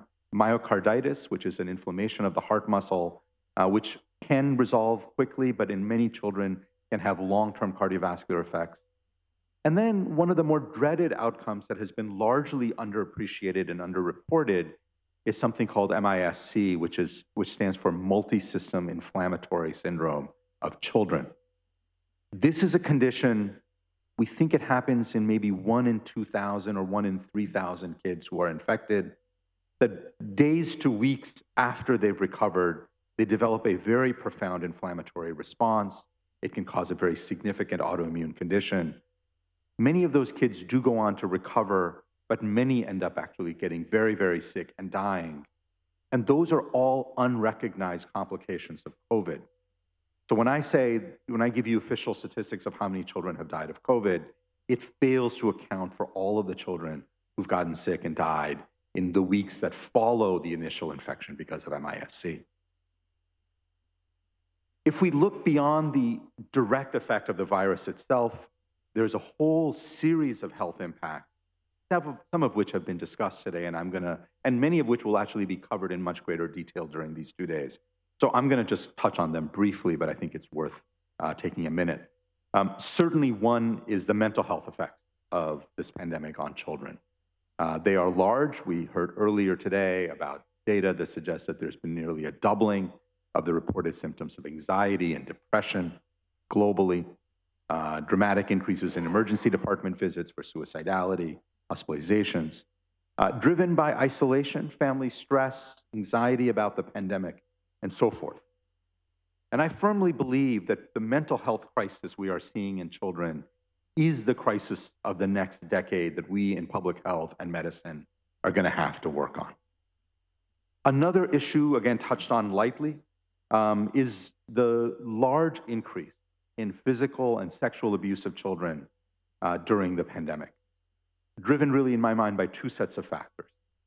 One certainly is all of the stresses and all of the challenges that families are facing, but the mechanisms by which we keep those in check, schools where children are seen by other adults, religious institutions, churches where those children are seen and taken care of, all of those have either been shut down or have had substantially decreased access. And that means that abuse has been able to flourish without any of the countervening forces that are so important. And then last but not least, we have seen a substantial backsliding in all of these health gains, measured simply even by things like looking at childhood vaccination. We think in the first year of the pandemic alone, 23 million children missed essential vaccinations. And vaccination rates at the end of 2020 were at the same level as 2005. So 15 years of progress reversed in the first 9 months of the pandemic. We don't have very good data yet for 2021, but I am not optimistic that we have made those back. We may have slid further back. So there are substantial challenges there. Let me just say a couple more quick things about that third category. So first category, direct impact of the virus. Second, the impact of the pandemic. Third, thinking about the issues around the impact on families. And here, there's a whole series of things. I'm only going to mention 2. One, of course, is the impact of the pandemic on poverty. And we're going to hear more about this from Professor Sachs. The pandemic has pushed tens of millions, as many as, by some estimates, 100 million children into poverty. That is going to have a long-term profound impact on the health of these children. We know that poverty increases malnutrition. Malnutrition in these development sort of critical years has long-term health effects. It reduces access to care in places where universal coverage is not widely available, and most of healthcare is accessed through cash and through out-of-pocket payments. As children are pushed into poverty, the access to care diminishes. And then obviously there are all the mental health effects of living in poverty. So these are going to be quite substantial. The second, which I was going to mention but has been brought up already, but I will take a minute and do it, is one of the most profound impacts of this pandemic on children is indeed the 5.2 million children, and that's a minimum estimate, who've lost a caregiver. Almost half of those children are now orphaned. We heard already some of the countries that have been largest, most substantially hit: South Africa, India, Peru, Brazil, and the United States. The cost of losing a parent, of course, the dramatic social and mental health costs, but also the health effects. And these are things we're going to have to spend time thinking about and learning and figuring out how to counter. So let me take 2 minutes just to finish up to say, what do we do? How do we counter this? What are the important ways in which we prevent further harms and support those who already have been harmed? So in terms of countering the direct harms of the virus, I think one of the most important things we need to be doing and can and should be doing is vaccinating children against COVID. Too many countries have decided this is a low priority. Too many high-income countries have decided this is a low priority. Vaccines are widely available for children in the United States, and only about 25% of kids have been vaccinated. In many European countries, children are not yet eligible. I think this is a profound mistake, and I think it is absolutely essential. The data is very clear. When children are vaccinated, death rates go essentially to zero. You see little to no long COVID. You see little to no myocarditis as a complication of infection. So vaccines are not perfect at preventing infection, but they are profoundly terrific at eliminating complications of the virus. MIS-C, this dreaded complication of multisystem inflammatory syndrome in children, almost completely eliminated with vaccination. So vaccines remain, in my mind, one of the most important issues that we can be focused on for preventing health harms to children. In 2021, you could make the case that when vaccine supplies were limited, targeting older people, more vulnerable people may have made sense. We are now entering a point in the global pandemic where we have more vaccine doses than demand. We're right at that tipping point on a global scale. In the months to come, we will see ample supply of vaccines. I think it is absolutely critical that we use those vaccines to vaccinate children. Finally, obviously, you've heard about this. We need to concentrate on the health impact of mental health challenges. I actually think there's a lot of promising opportunity here. There are new emerging technologies that can dramatically improve both access and quality of mental health services. There are new models of care delivery for mental health, training lay people to provide both basic diagnostics and therapeutics. We've had this mental model that mental health has got to be about training doctors, psychiatrists, psychologists, social workers. In fact, there's actually a lot of ways of improving both access and quality to mental health services that I think has not gotten enough attention. Obviously, focusing on families and social support, there's no substitute for lost parents, but there is a substantial role, I believe, for both civil society and religious organizations to identify the children who have been orphaned or who are so affected, and building a network of support around them. So let me just finish by saying, as you've heard before, this pandemic is not over. We may be, and it's just a maybe, we may be past the worst days. I hope we are. But we should assume there will be future surges, there will be future variants. And we need to focus on the health of children who have consistently gotten short shrift in this pandemic through vaccines, through therapeutics, through addressing issues of mental health.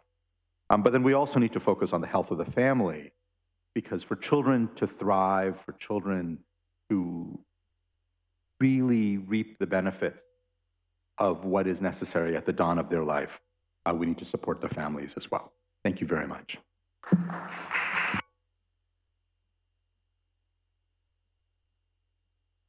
Congratulations. Someone won't have some comment on intervention or question?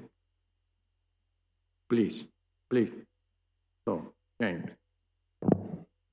Thank you. One of the things that I worry about was raised in the previous talk and in yours that I think emphasizes why it is important to vaccinate children.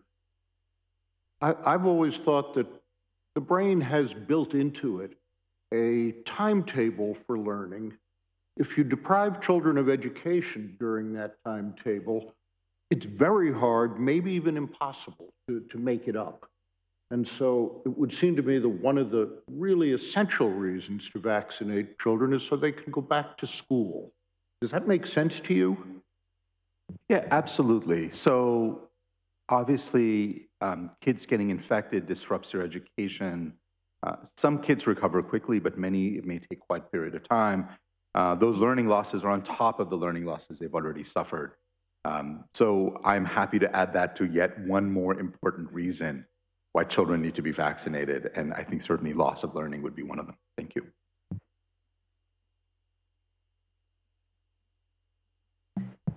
Thank you so much. I want to thank the Dean for the very important comments and the reminder of the importance of vaccinating children, not just the routine vaccinations, which we see across the globe have suffered during the times of the pandemic, but also the important plea to make sure that children are vaccinated against COVID. Just wanted to mention that UNICEF's next State of the World's Children will be on vaccinations. So comments are very well received. Thank you very much.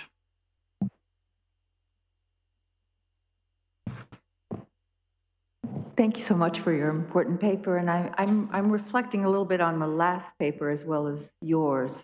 And one of the take-home messages for me for the last paper was the importance of caregivers as a lever of change, if we think about that framing. And what we are when we think about caregivers, we typically think of parents, daycare, and educators. But I think if we want to take a culturally relevant framing, extended kin is actually the reality of caregiver, especially for younger children. That isn't always worked into our public policy mechanisms. And yet I think it's actually where a lot of our work might be. And I'm wondering if you can, if you agree, and if you can think of ways that we might be able to support extended caregivers in better ways as we try to help our children moving forward. It's a fabulous point, and I will say just a couple of things about it. One is we do have this very narrow view when it comes to policy to thinking about caregivers as immediate family, mom, dad, the school teacher or the early childhood caregiver. But of course, that's not the reality for most of the world. And I even think about in my own early childhood growing up in India, of course, my parents were very instrumental, but so were my aunts and uncles and my grandparents. And that is not a mindset that I think gets appreciated. And so when we think about, for instance, the impact of this pandemic on the elderly and think about loss of caregivers, we don't count the fact that so many older people have passed away. That, of course, is tragic and awful unto itself, but the impact of that on children, on the grandkids, is something that's never discussed. But of course, it is very profound as well. So I very much appreciate your point, and I think any policy strategy that focuses on children, that fails to account for the value of those relationships, the impact of that relationship, I think is really missing the bigger picture. Sad. It's true for the developing world, but if you think about the so-called post-developing world, postmodern, the immigrant communities, it's very true of immigrant communities. The extended kin is the caretaking network.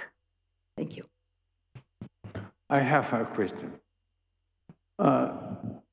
In this situation where it's clear the sufferings, the idea of the sufferings and the reality of the sufferings in others, but also in children, because of COVID, and because we say all day people to death, what kind of explanation we can say about the sufferings to the children? Because this is, I think, the education of the sufferings is one of the more important things in this moment. Yeah, this has been a source of some frustration for, I think, many of us who've been closely following this pandemic. There has been a minimization of the impact of the pandemic on children. One of the reasons I was thrilled that we are hosting these 2 days is that children have largely been ignored and the suffering that they have gone through. And of course, the mental health effects, the familial effects, but their own direct health effects of the infection has been consistently minimized by many to suggest somehow it doesn't matter. And I will make one point on this that feels important to me, which is that we often compare these things by saying, well, children are at lower risk than adults or than older elderly. That's the wrong framework. Children are always at lower risk than the elderly for almost everything. The right framework is, how does COVID compare to other risks that children face? And in that light, COVID is actually quite a serious health condition. And that is the right framing. I have children, I have elderly parents. I never ask, well, is this as big a deal for my kids as it is for my parents?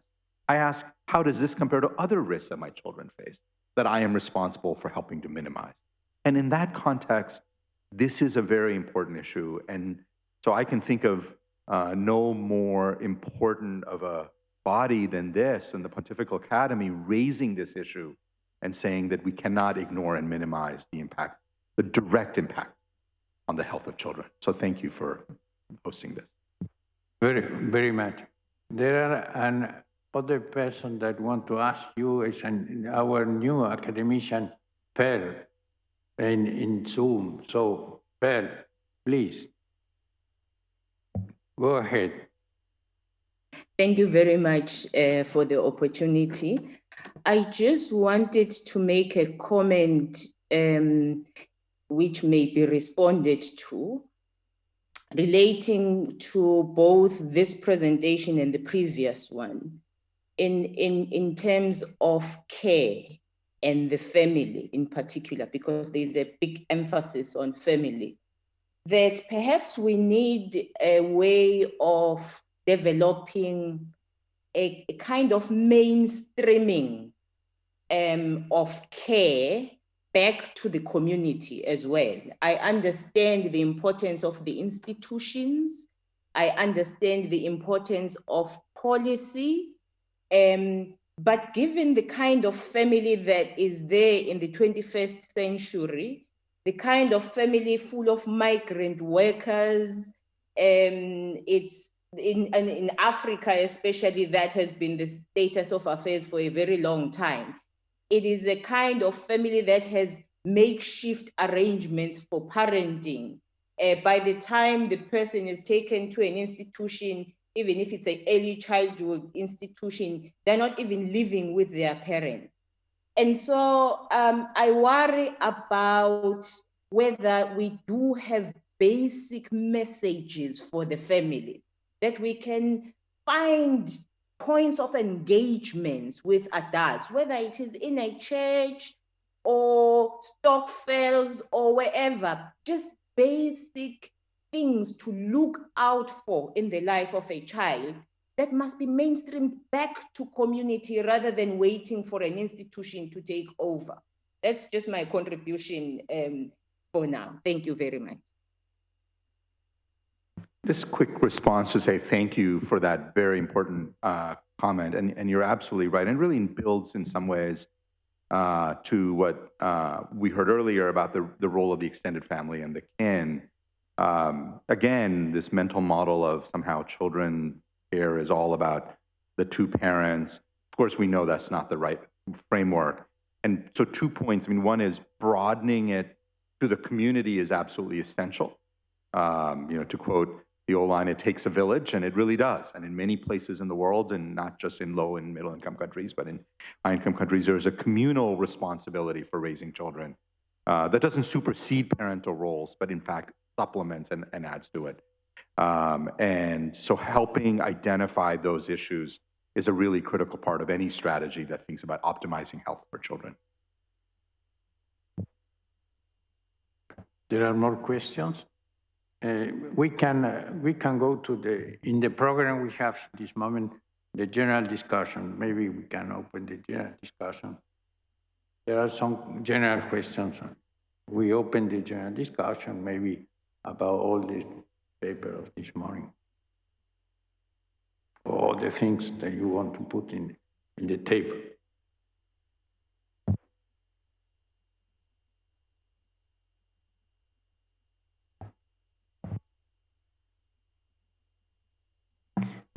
I take the opportunity, since it was quiet, to come back on one issue in relation to children in institutional care and children on the move. I know we'll be speaking a lot more to these important issues later on, particularly in relation to immigrants and refugees and children who are forcibly or not so forcibly on the move. But in relation to health and in relation to vaccinations, and also in relation maybe to the earlier issues raised in relation to psychosocial support for children, I was wondering if previous speakers would like to come in and make a few more comments around these issues. Thank you. Well, let me make maybe just one quick one, and because there's a lot more expertise among others here around this issue. Of course, we've seen a greater displacement of humanity now, and certainly before the pandemic, than at any point since the end of World War II. And that means when you have that level of displacement, it's of course children along with their families. I think this is a very important area for public health to really begin to both systematically collect data, understand the health effects. Obviously, those are children who need all of the basic services of vaccinations, but the immigration, the movement creates a whole set of additional health risks that I believe we largely do not understand. We need to understand it better, and then we need to figure out what we need to do. And again, I'm not going to say more because there are literally people here who are the world's experts on that topic, but it has struck me as a broader public health expert to say this is an important area that has gotten too little attention.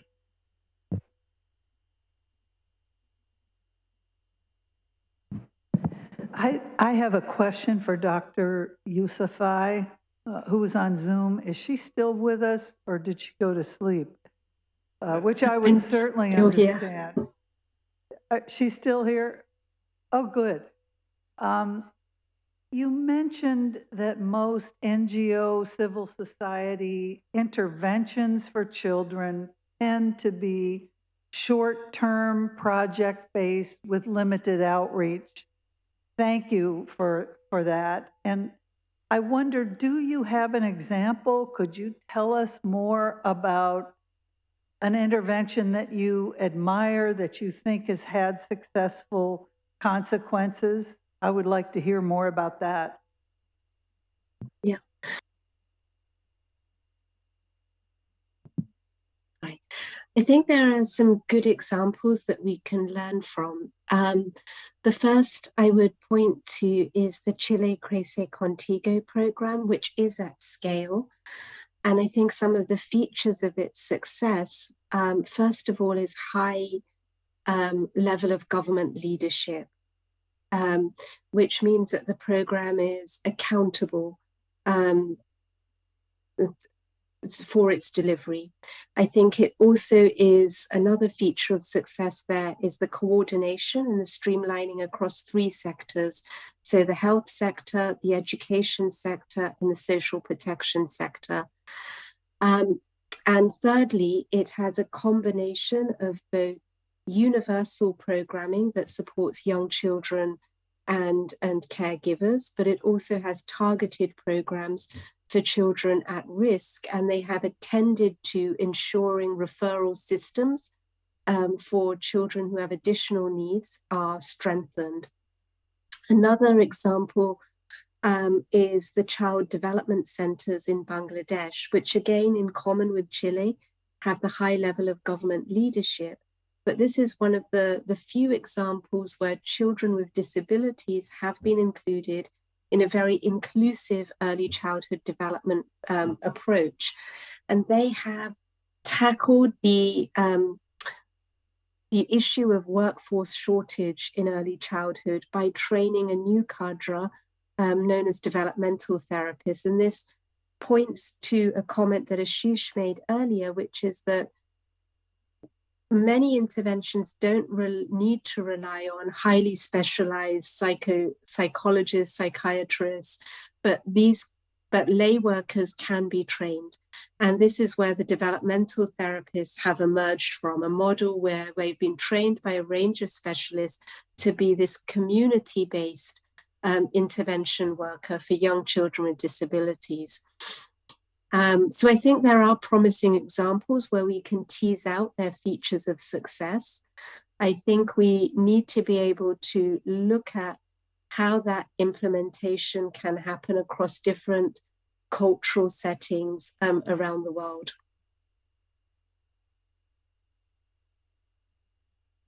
Thank you. There are some other questions? Please.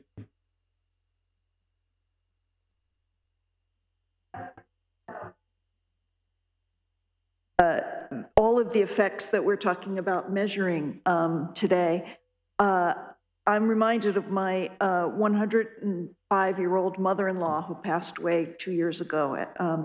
And she had the 1918 flu when she was a child. And it's one of her earliest memories of being separated from her parents because she was in the hospital, and of cousins who died from it.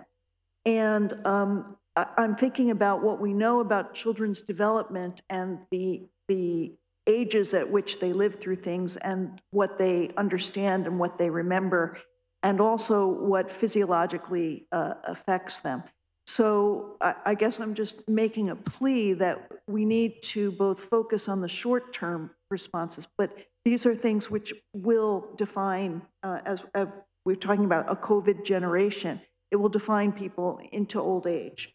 They will be experiencing both physical effects, which we don't know. I mean, shingles is the reminder of the disease you had as a baby.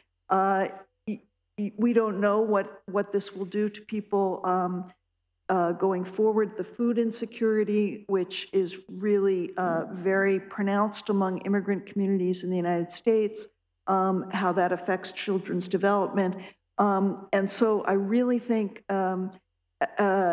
we as scholars have a very big responsibility to launch some longitudinal studies and to take ones that have been in the field and think very carefully about the kinds of questions we need to ask so that we can understand how this unfolds across the life course, because I think this is something that will have a very lasting effect. Please. But maybe building on that, one of the things we have learned over the last decade, certainly, is that early stresses, early exposures have lifelong effects. And so what happens in utero, for instance, and the stress that the mother has, or environmental exposures during while she's pregnant, has profound effects on cardiovascular disease for that child than when that person becomes an adult 50 years later. Understanding all of that is an area, obviously, that requires a lot more work, but then it also becomes a very important model to understand, like the kids who've been born in the last 2 years during the pandemic, children who have gotten COVID and recovered. Like, what are the long-term effects? And these are studies that we need to get, as you said, get going on now. But all of the new knowledge that we've gained in the last 10, 15 years suggests that these are going to be long-term issues we're going to be dealing with. So I'm really grateful for that comment, and I think it really requires a lot of work. Marcelo.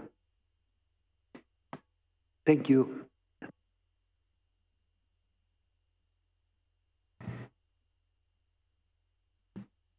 So, Ashish, I wonder if you could reflect upon, in a Cartesian binary, we can think in terms of the synchronic effects of the pandemic, the research that we presented this morning. How is it unfolding in various parts of the world? We can also think in terms of the diachronic framework, and that is inspired by Mary's question. I wonder if you could share with us the lessons flowing from previous pandemics. And there are so many domains here. I mean, clearly there are issues that are very connected with the unique biological features of the virus. But I wonder if you could talk about previous pandemics. Polio was defeated. Salk and Sabin got us there. My intuition is that we live in a very different world today. So that's the question regarding the vaccines, not as biomedical vehicles, but also the social life of the vaccine. I wonder if you could comment on those issues. Yeah, you raised several really important questions there, Marcelo, and let me see if I can maybe make a few comments in response. One is that the sort of peri-pandemic and post-pandemic time period in the few years that follow the acute phase of a pandemic are very, very important for long-term profound changes. We saw coming out of the 1918 flu pandemic, I would argue, was the basis for why there was this movement towards universal health coverage in many European countries in the years that followed. So social movements that move slowly or hard, they face resistance, all of a sudden can accelerate after a pandemic because there is a time period in which much greater change feels possible. But that change, not all change is good. Whether the change is good or bad is really up to us.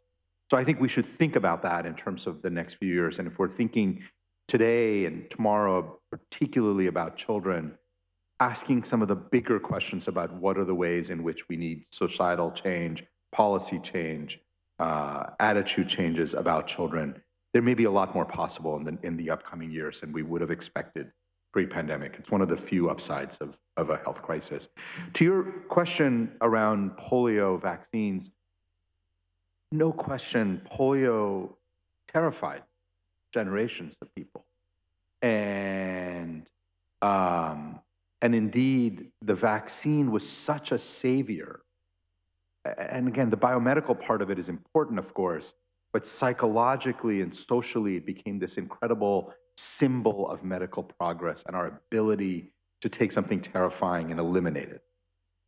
And I think I am deeply worried about how the current state of polarization and politicization of the COVID vaccine has the risk of turning that backward. And I raise this very specific example from the United States. We were all gathered here 3 years ago, and we were talking about vaccination of children in the United States. I would have said the model that we all should emulate is the state of Mississippi. The state of Mississippi has the highest vaccination rate of any state in America because it was mandatory. There were no exceptions. There were no religious exemptions. You had to get vaccinated if you were a child and wanted to go to school. It was phenomenal. Mississippi is now not only blocking COVID vaccinations for kids, it is considering turning back all of those regulations and making all vaccinations voluntary for school-age kids. So now I potentially can send my child to school in Mississippi without their polio vaccine. This is a profound issue, not just for children's health, which of course it is, but a breakdown of social compact and a questioning of the progress that we have made in medical science. And the spillover of that will go well beyond vaccines. So I worry immensely about the age we're entering, and it really behooves all of us to work harder to counter the negative forces that may emerge from this pandemic. Thank you, Ashish. Those of you who don't live in the United States should know that Ashish is the voice of reason, the conscience of the medical and scientific approach to the pandemic, and has done more good in national television and radio than I think any other person in the United States. Jeff.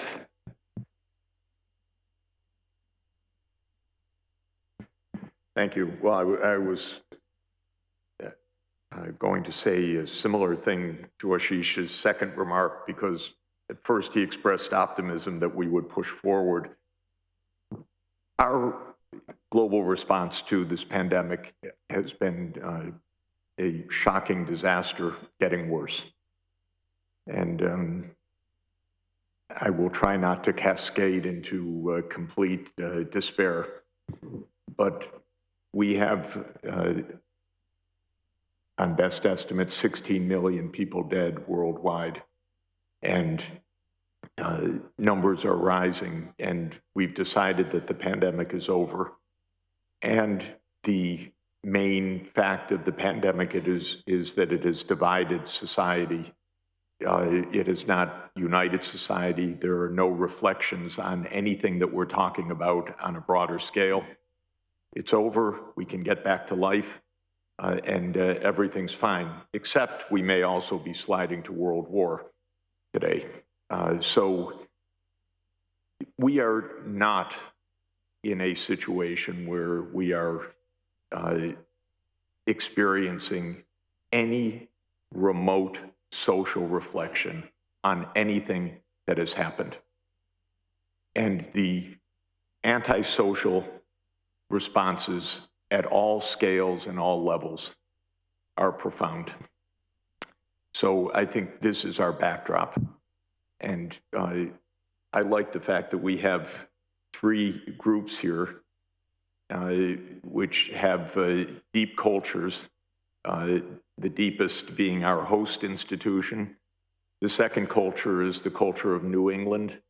And the third culture is the culture of the UN. We are so different from the world right now. I can't even stress. There is no possibility of focusing on the development agenda, education. We're now in war for years to come, whether it's hot war or cold war. Everything is now going to be about a different subject, because if we go, as the State Department just said hours ago, that if China continues to cooperate with Russia, then we will impose sanctions on China, you can believe there is no end to this. And the idea that the world says, oh my, we had a crisis and now we had a catastrophe, now we really have to focus on the children, don't count on it. Not from governments. I don't know whether governments will destroy us all, because our politicians are the worst. And I don't know how we can escape from that, but I would say the ethics of the three groups that I identified here are what's needed to salvage things. But I have no confidence at all in the US government saying any coherent thing, because it hasn't through two administrations. It won't. Now we're at war.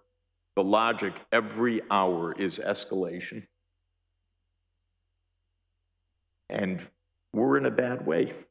And the pandemic had no psychological effect except derangement. It had no effect on the human side at all. Maybe because I read the Wall Street Journal, which is, I don't know what the penance is for. But Every day it is, we must get back to the economy. We must get back to the economy. There's not a moment about the children, about society, about the suffering, about the deaths, about the risks, nothing. It's entirely about who is in power, who's in charge, who's making billions. It has nothing to do with anything. So we should strategize about that, but we should understand that the cultures we represent are completely different from the cultures in the world right now. And Ashish's illustration of Mississippi is a phenomenally interesting one. Phenomenally interesting. I thought I misheard him for a moment when he said highest vaccination rate, because I had turned aside for a moment and he was referring to polio and children's immunizations, because it's the lowest now, essentially, with the current. And if they could go to zero, they would. And the two leading candidates at CPAC yesterday were Donald Trump and DeSantis, two monsters of human beings. I'm sorry to put it that way, but I will. But actually, we shouldn't get into dehumanization. They're just bad people. And that's what we're facing. And it's very, very dangerous and getting worse. I'm sorry to say it, but I just wanted to underscore what Ashish has emphasized.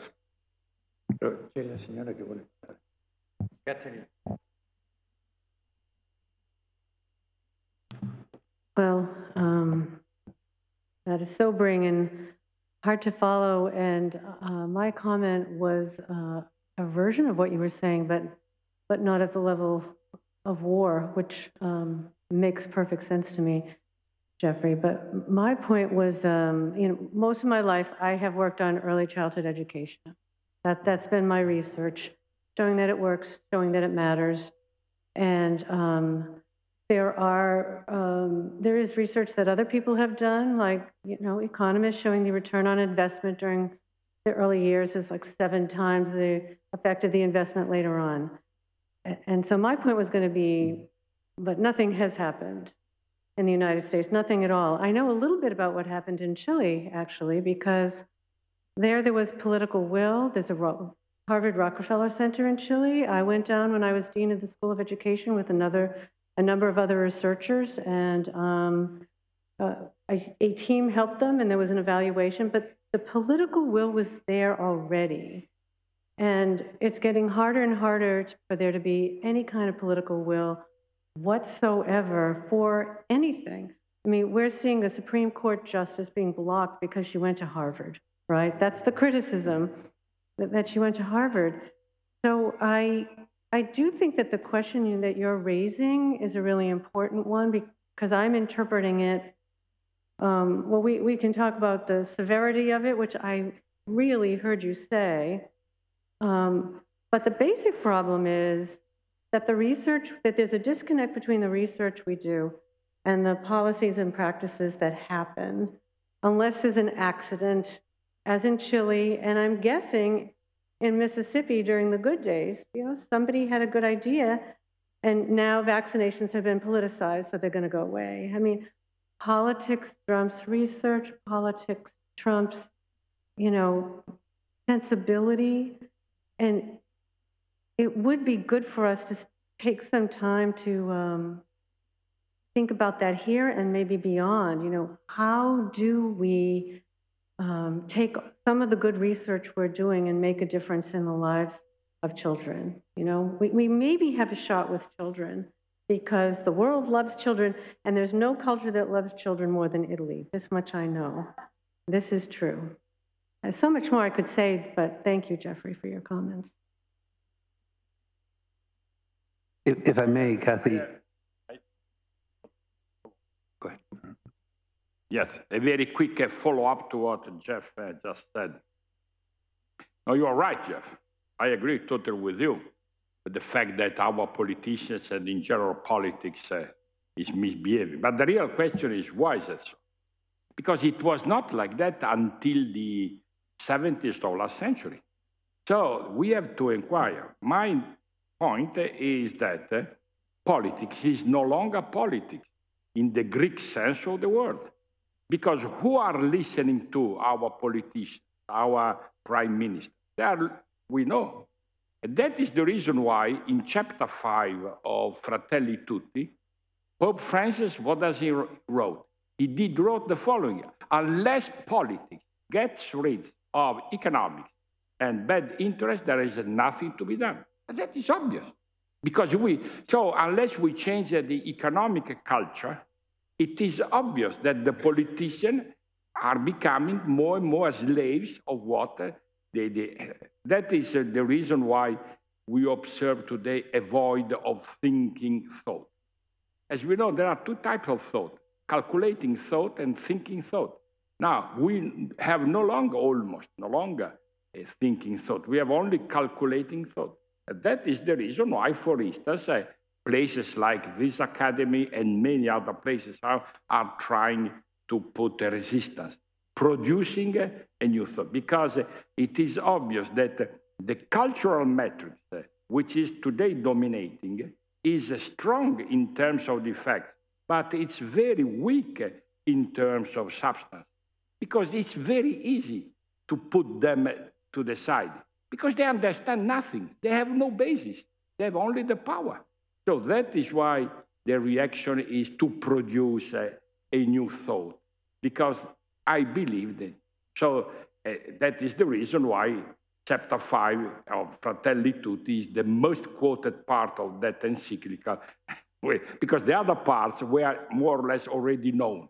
But the novelty of that encyclical is in chapter 5, where he says politics should go back to the original meaning of, which means the common good.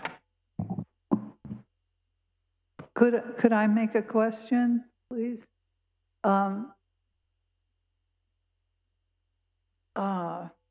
Ashish, I'm trying to understand why the masses of people in the United States are refusing vaccinations. At a deep level, on a political level, I understand it's polarized, it's anti-science, anti-elite, anti-Harvard, pro-Trump, although it gets more confusing than that fast. But are you familiar with the ghost dance of indigenous people in the United States when they were faced with complete destruction of their cultures, communities, and it was pretty much over? And they cast off armor, 100-pound bows, and they danced in front of colonists with guns. Now, sometimes this feels like that to me at a deep level, and I share your oscillation, Jeff, between a shard of hope and utter despair and rage completely. But it feels like that to me, like there's a suicidality to the mass dissociation and amnesia in the people. I mean, forget the monster politicians for 1 second. I freak out at how many people are believing this. People that I thought were rational, but appear not to be. Could you speak about that, please? Absolutely. And maybe this is why I have less despair and more hope. So the complexity of the moment is really, in my mind, driven by the fact that we live in these information ecosystems that are self-reinforcing. And so let me lay out the problem, but then I'll tell you why I remain somewhat hopeful. I know a lot of people, not a lot, but some people certainly, who refuse to get vaccinated. And if I speak to them, they are good people, they are rational, they are smart, they believe in science. And everything that they have heard and everything that they understand about the world suggests that these vaccines are terrible and they're killing millions of people. And they look at me with sympathy and think I am confused and that I have been brainwashed and say, you know, I know you're trying, but you're wrong. It's an important point in that it's not about bad people, it's not about dumb people. And so then the question is, how did we get to a point where people have such different information ecosystems that they live in? And almost more importantly, what do we do about it? And that second part is, I think, actually the challenge. And by the way, you brought it up in the context of vaccines. We can talk about that in the context of politics, democracy, and climate change, that people have deeply held beliefs based on what I think is misinformation and disinformation. And we have not yet begun to really figure out how do we bridge that gap. And to me, that's the most important issue of our time, is how do we, you know, in the past, we had a common book of facts and we could disagree on the interpretation and analysis. Now everybody gets to have their own facts. And that's a whole different level of challenge. So then why do I have any hope at all? Because I do believe there are ways of bridging those gaps. I do believe there are ways of engaging with people who live in different information ecosystems. There is more and more evidence and new tools are being developed to help inoculate people against misinformation. I think these are things that we can do.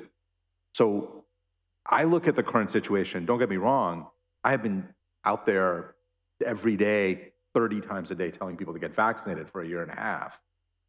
A little frustrating when I have to stand up and say people really ought to get vaccinated. So I don't minimize the challenge in front of us, but at the same time, I am hopeful that we can develop the tools to counter these things. And when we do, then we can actually help politicians make better decisions. They are responding to the incentives in front of them. DeSantis is responding to the incentives around him that knows that his chances of becoming president are much greater if he takes certain strategies. He wants to be president, so that's why he's doing it.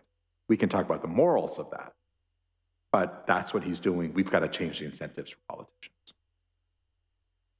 Sorry, we need to go to take coffee break. So there are two more people that want to ask. Pierre and Sebastian Dipina, our academicians, are in Zoom, but we can do this in the next general discussion because we need to conserve exactly the timetable. In the contrary, we don't have time for the conference. Thank you very much and congratulations.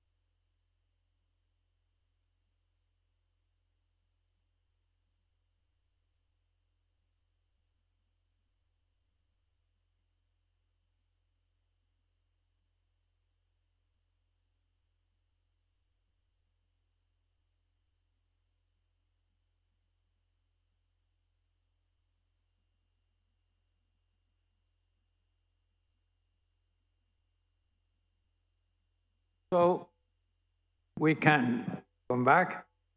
I have the great honor Recording in progress. to give the floor to our academician and friend, Jeffrey Sachs. Please, Jeffrey, it's your. Thank you very much. I hope we have the PowerPoint ready now. I sent it late, so I apologize.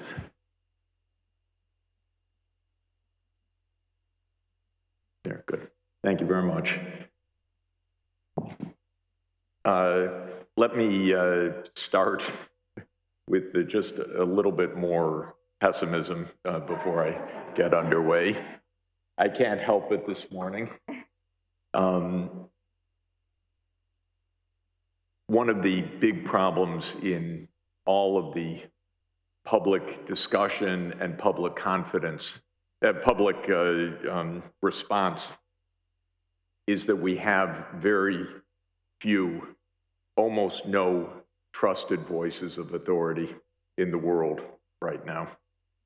Politicians are not trusted for good reason, and our societies are divided. And I'm going to say something extremely provocative that will shock you, and I don't mean to, and I don't want it to be misunderstood. But the scientists also have not behaved well in this pandemic. And there is, unfortunately, another bombshell that could hit us, which could be devastating socially. And that is, there is a real chance that this virus was created in a laboratory by US and Chinese research. I've been looking at this for 2 years, day by day. It's far from sure, but it's also far from not sure. And what is sure is that those in charge have not allowed a proper investigation of this issue. And so there's a deep reason for a lack of confidence and public understanding, because there's something hidden going on very bad. And last week, the National Institutes of Health released the latest documents in a Freedom of Information Act released, 314 pages, in which they blanked out entirely 290 pages. Entire redaction of 290 of 314 pages. That's Fauci, and we expect him to be the voice of trust, but he will not be the voice of trust because he's under assault, not only for vaccines, but for this issue. And it will take time to get to the bottom of this one way or another. And so I'm just telling you that we're in for a wild period, unfortunately. And there are almost no trusted voices in the world right now. So the divisions are going to be extremely dangerous. And I'll say no more about that unless anyone wants to know, but and I also don't want to say that there's any conclusion one way or another, but there is absolutely no consensus among the very small group of scientists that really study this or know this intensively about what laboratory work was underway and what the risks are that it came out of the lab versus out of nature. And if you read the New York Times a couple of days ago that said, well, now we've determined it came from the market, this is completely debunked inside a very high elite circle of virologist experts who say it's nonsense. One wrote to me laughing, said, this was dismissed in the early days of January 2020. This is nonsense. One of the top people in the world on this. So this is where we are. It's really not good, this situation. And the pandemic is hardly over. And the war is hardly begun. Because unless a miracle occurs of compromise, we're on a path of escalation. Because the men that run the world don't know how to de-escalate. They only know how to escalate. And so this is why it's so extraordinarily dangerous. And every analogy to the past, you don't appease, you don't do this, that was in a non-nuclear era. This is the first time we're doing this with Russia with 6,000 nuclear warheads and the United States with 6,000 nuclear warheads. So all the lessons of history are naive, how they're stated. And every word coming out of capitals is naive right now. So just why I'm really in a pessimistic mood. I want to talk about the economics of education, but not what the pandemic has done. And the reason I want to do that is the pandemic made everything worse, but it was completely terrible beforehand. And so nothing that the pandemic has done has changed the basic fact that we weren't attending to things even before, when we didn't have a pandemic and when we had peace. And I want to explain the basics of this economics in a very straightforward way, because it's crucial if this world's ever going to work right. So we already had in the wonderful presentation that we heard from the middle of the night from Cambridge, the World Bank classification, which is very helpful. Upper income or high income countries, upper middle income countries, lower middle income countries, and low income countries. And this map shows that division. So the dark green are the high income countries. The light green are the upper middle income countries. The light purple are the lower middle income countries, and the dark purple are the low income countries. The low income countries and the lower middle income countries constitute 51% of the world population. That's important because those countries do not and cannot afford a proper education for their children. That's 51% of the world population. I'll give you all the slides also. So here are some data to understand this. There are 27 low-income countries, 55 lower middle-income countries, 55 upper middle-income countries, 80 upper middle-income countries. The GDP per capita, that is national income per capita, averages $692 in the low-income countries, up to $45,455 in the high-income countries. The young population, the population, as I've said, is 4 billion in the bottom half, 4 billion in the top half. So it's just about 50-50 right now.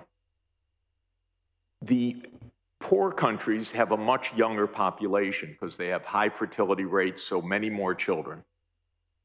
So in the poor countries, the young population, and by young, I mean under 25 years old, so school age from primary to tertiary, is 55% of the population. In the high income countries, it's 23% of the population. So I want you to remember that because now I want to look at the basic economics of this. The basic economics is that the low-income countries spend $27 billion on education. The high-income countries spend $3.2 trillion. That's 6% of the GDP of the low-income countries, and almost exactly the same, 5.9% of the GDP of the high-income countries. But the spending per capita is $42 per capita on education in the low-income countries, compared with $2,670 per capita in the high-income countries. The spending per young person is even more distorted because there are many more young people in the poor countries. So the poor countries spend $75 per young person per year. The high-income countries spend $11,187 per young person per year. That's total spending. But in poor countries, most of the spending is actually not by government because the government's broke. So it's by the upper crust of the poor countries. So if you look at just government spending, the low-income countries are spending $33 per,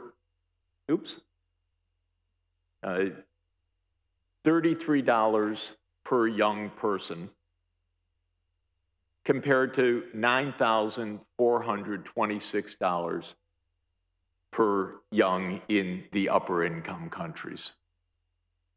This is the bottom line that I want you to understand, that poor countries can't afford education, pure and simple. They can't afford education. They're extremely poor. Why are they poor? There's a whole history. One part of the history is 100 years of colonial rule, which, by the way, had as its most central feature, don't educate the natives, because that is the pillar, the cornerstone of imperialism, which we should understand, so that when Africa decolonized, there were a handful of people with a high school education across tropical Africa after 100 years of colonial rule. But the spending is $33 per young person right now. And the results are in every data pre-pandemic that you can imagine. Life expectancy of schooling means how many years of schooling do you expect? A handful in Africa, in Western Asia, and in most of South and much of Southeast Asia. A handful of years compared to 15 years in the high-income world. Primary completion rates in 2020, less than half. Kids aren't in school.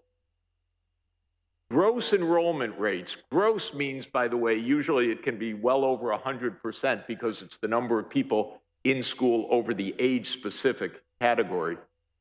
Gross enrollment rates in secondary education, well under half, usually under a quarter in the poor countries. Pre-pandemic. Average learning outcomes, it goes with the spending, not surprisingly. You spend little, you don't get outcomes. It's on that upward sloping line. Growth, by the way, of GDP per capita fits almost perfectly on a line with test scores. The most important single component of economic development by far is education, by far. Because if the labor force is educated, the rest of capital comes in. If the labor force isn't educated, all you have is mining and oil. That's the only thing you can produce. Even the labor-intensive jobs are gone in this world. Machines do everything that used to be done, cutting, stitching, putting things on motherboards. All the things that 50 years ago were the stepping stones of development are gone because machines do them. We went, Sonia and I went to a Huawei factory in southern China a couple of years ago, just before the pandemic. And we were on the assembly line, and they told us that the year before they had 1,200 jobs on this 1 kilometer assembly line. When we were there, there were 80 jobs because all the rest was little robots lifting the phones, taking them to the next stall. The jobs are gone. And that's happening across industry. So education is the only resource that a country really has for development. So this is, again, showing that the spending of the low-income countries. The blue is what households spend. The purple is what government spends. And the amounts are the absolute billions of dollars, how tiny they are. So I've been trying for 20 years to help raise funding for education. Many of you have heard this little speech before, I'm afraid. For 20 years, no success at all. Governments are not interested. Our government's not interested. US government is hopeless, by the way, on everything. Across all administrations, period. This is my professional experience of 40 years. I can summarize. It does matter. It's better not to have a psychopath as president. But other than that, it barely matters, because our government is in the hands of a few billionaires and campaign contributors anyway, so it hardly matters at all. But there's no interest in funding poor kids in school. And Stefano knows it's her job to mobilize for this, and it's my job to help her do so. What we call the Global Partnership for Education is about $700 million a year or so. That's the partnership. That's nothing. So I want to emphasize, the pandemic made everything worse. It has probably deranged us geopolitically also. God knows how it's going to spread with this war and the refugees also, because we're not at the end of this pandemic, and now we're going to have millions of people on the move. And that's where the Spanish flu, by the way, that is the greatest PR in the world. A flu that started in the United States got called the Spanish flu in the end. Only America could pull that off. But who knows what this is going to do in addition. Two final points that I would say. One possible piece of good news, and I look to Marcelo and education experts, at least online is very low cost. At least you can have teachers anywhere by being online, in essence. If we could have a revolution of technology that made it possible to have everyone with a device and everyone online, could educators use that? Not perfect, but we're in a desperate situation. I'm in discussions with Google and others about how to accelerate universal access, because technically it's not expensive and it doesn't even require hardware now, it's software. And so it's not impossible to have a massive increase of access, and the devices now, a smartphone is well under $100. So even a physical device in the hand is possible. I don't know with any assurance whether this could be a decisive breakthrough, but I offer it as one possibility. The other is just to say, we cannot rely on governments now. We need to hope that they don't get us all killed, because that's the main thing that we need from them right now, because they're so stupid and it's so out of control right now. There's a tremendous amount of wealth in the world outside of government, by design, by the way, because the whole purpose of government is to keep that wealth nice and safe and intact, as John Locke taught the Americans and the British. So there's a tremendous amount of private wealth. I'm wondering whether a tremendous amount of private wealth and some low-cost devices and online connectivity could address this crisis in a new way, because I'm not waiting around for President Biden to get a new appropriation through the US Congress on finance for poor kids. It's not going to happen. And Germany just announced a massive increase of military spending. I'll tell you what that's going to mean for development aid. Our dream has come true. Germany is militarizing again. Thank you. Thank you, Jeff. Thank you, Jeff. Really very impressive. There are some questions, comments? Please, Stefano. Yes. Yeah, thank you very much. First of all, thanks to Jeff, to Professor Sachs for, as usual, this very clear evidence-based description of not a generational catastrophe, but I would say a global, long-term, diachronic catastrophe. If you look at these numbers, I think everything is there. Some of them I knew, and some others are very much, unfortunately, feeding my knowledge on the negative side.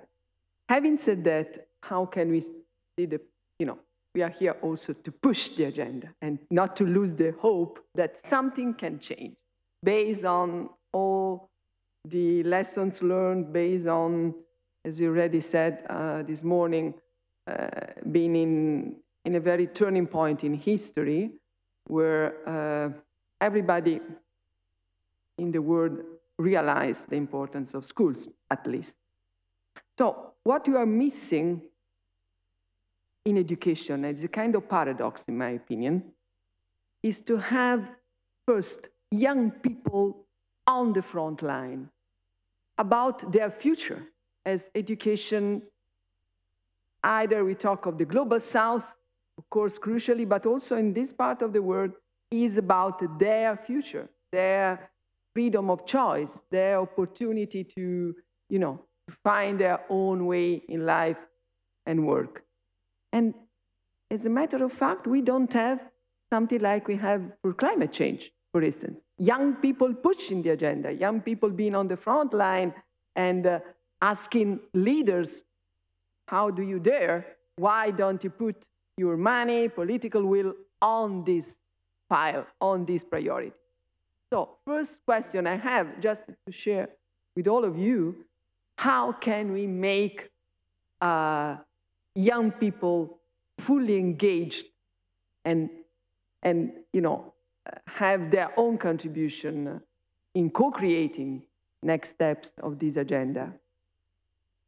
Second point I see as a challenge, as an opportunity. You mentioned technology. Of course, I will talk later in my presentation about the role of technology in the pandemic and what we can learn and what we have to take carefully.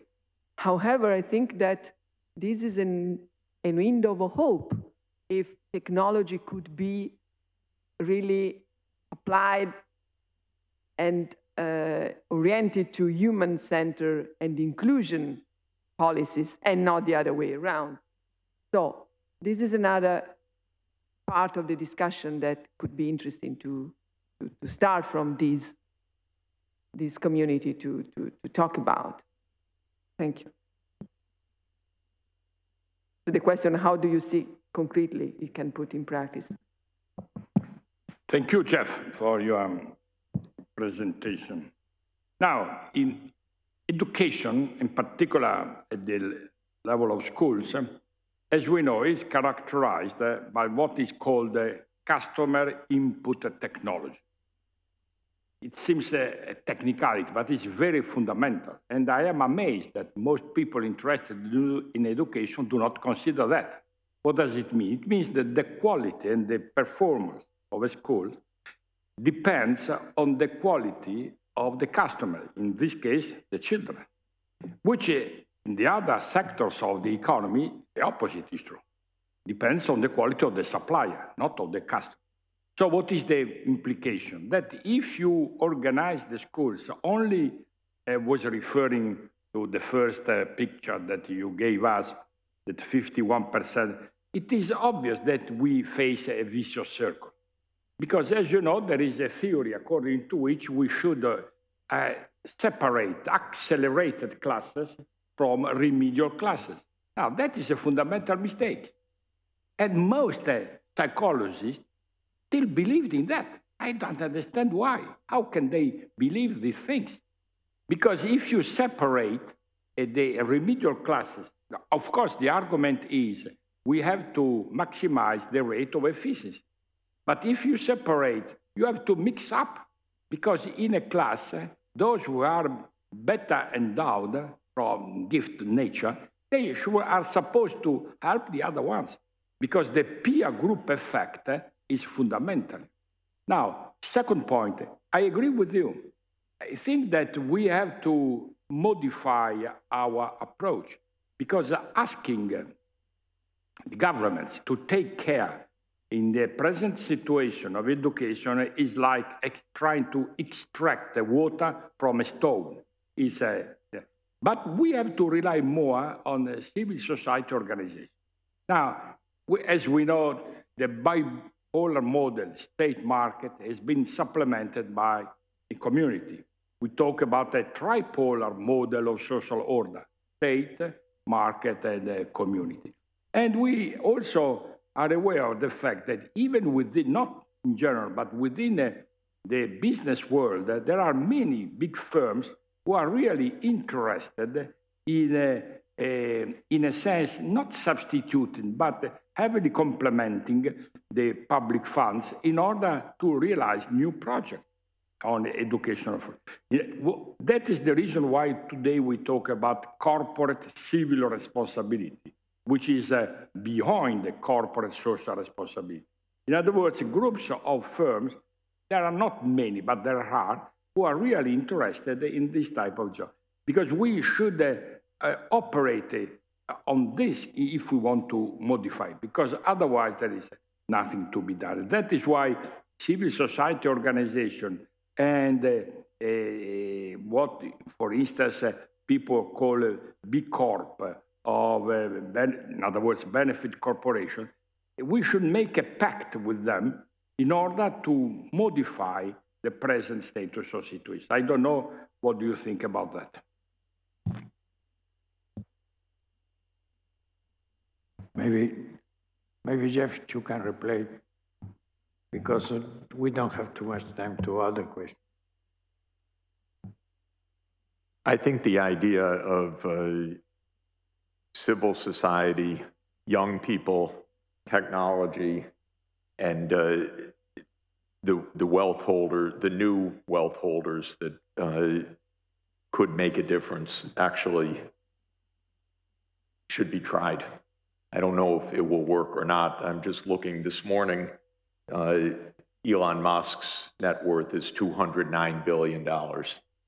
A few weeks ago, he tweeted, if someone can tell me how to end hunger, I'll give them $5 billion. If we said, we know something about education, and here's a credible way, you could probably get $5 billion from him. I mean it seriously. The top 9 people on the list this morning have $1 trillion of wealth. This is not real, of course. You know, this is thousands of times more than human beings could even use if they wanted to. So there are opportunities. Governments won't do it. We should somehow. I really do think we should. And I do think that this idea of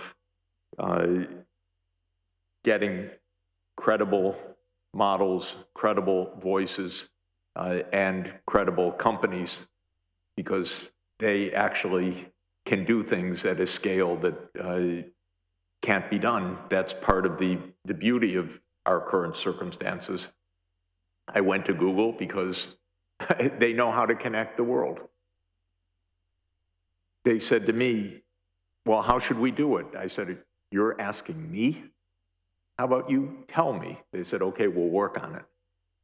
And I don't know whether they will or not, but it's possible. It is possible, actually. So I think we should try. And I like the idea of creating a new approach. And one of the many brilliant things that Pope Francis has said about all of this when he started the campaign to reform the economy, and he created the initiative of Economy of Francesco, he turned it over to young people immediately. He said, this is not for, you could talk to some old types, but this is for young people. So the whole initiative is driven by young people. And I think I think the Pope's telling us something.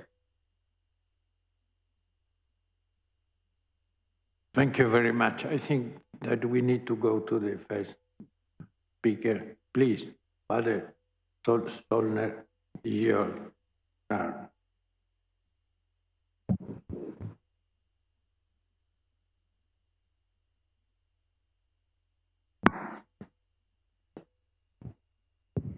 Good morning, and thank you very much for the invitation.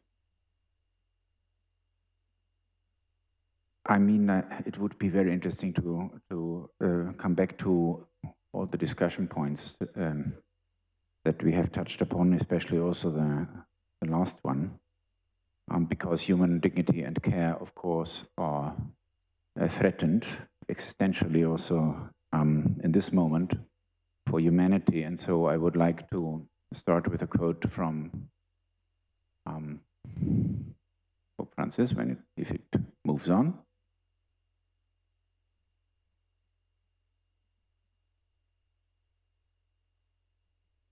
Yeah, sorry. Takes some time, obviously.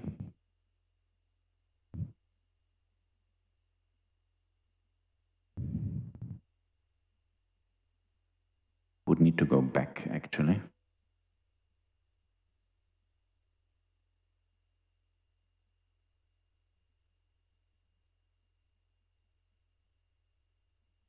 So I had prepared a presentation. Of course, I won't have the time necessary for that.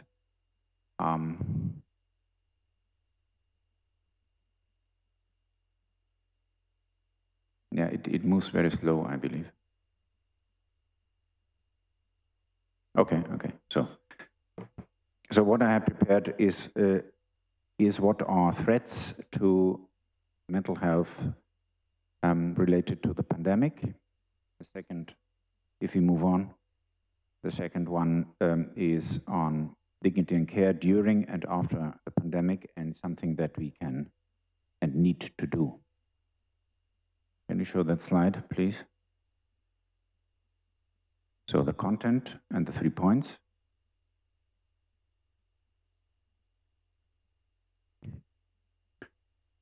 Yeah, go on. And then the next one is the quote from Pope Francis. Human dignity is the same for all human beings. When I trample on the dignity of another, I'm trampling on my own. And just as a general introduction and point of departure for our reflection on dignity and care, what is the intrinsic value of being a human? What is the guiding principle for moral values and civic virtues that we are supposed to follow? On what do human rights, bioethics, and social justice discourses rest on? What do the constitutions of nations supposedly strive to preserve? The answer common to all the questions is the idea called human dignity. Every person is worthy of honor and respect, no matter who they are in this world. This is normative, but the reality is something different, as we see day by day. If at all the inherent dignity of human beings was respected, resources such as health and education for realizing the fullest potential of the human beings would not be unequally distributed. Not only are material resources unfairly distributed, even the honor of life is unequally assigned. It appears some lives matter less than others. The current pandemic has only foregrounded pre-existing social inequities and also brutally revealed the extent to which human dignity is compromised. In the name of curbing the pandemic and ensuring public health, what we see is that humans are stripped of their dignity. And this is true especially for the most vulnerable, that is, children and other vulnerable human beings. It's high time we realize that respect and human dignity should be center stage in our response to the pandemic. In fact, human dignity lies at the heart of solving all social problems we face today. The COVID-19 pandemic is cruel. It has taken a toll on the lives of the people, especially the poor, the marginalized, and the most vulnerable ones. At this moment, it is good to recall an African ideal. I quote, "I am because we are." As human beings, we fail morally when the dignity of our fellow humans is harmed and care is denied in any form. Solidarity and responsibility are key for preserving human dignity, which is the very foundation of our lives, societies, and religions. Can we move on? So I had prepared some points describing the pandemic-related mental health risks for children and adolescents. I understand that there will be other presentations, and we have already touched upon them. So I will just mention what is in this presentation step by step. So when we move forward, so community-related risks for mental health, the next one, challenges within the families, we have heard about that, domestic violence and child maltreatment, quarantine-associated risks, and then the question, last one, are there any beneficial consequences for mental health from the current crisis? Because, Professor Sachs, listening to you and the different points you made, very valuable ones, one could say, okay, let's close the shop and go home. What else can we do? I think there is, in this very moment of history, there is not only the challenge of a war and the pandemic and all the psychological burden that we have had to carry on over the last 2 years, and especially intensified over the last 4 or 5 days, which are weighing on our brains, which are weighing on our relational capacities, which are weighing down almost our creativity and our hope. But if we lose that, surely we can retire to our homes and live a quiet life. And this is not what I think is a responsible response to all these challenges, especially in view of the generation about which we talk here, the young generation. So the second slide I wanted to prepare is dignity and care during the pandemic. So what was done, at least partly, and what has helped us also to cope with the complexity of the situation. Next. Build safe spaces where children can feel seen and heard, share their emotions, exchange their experiences, and learn one from the other how to replace time spent online or at television with other healthy, more healthy activities, family games, cooking, singing, dancing, physical exercise, prayers, meditation, mindfulness, grounding exercises, relaxation exercise. Give correct information about the COVID pandemic and its preventative measures.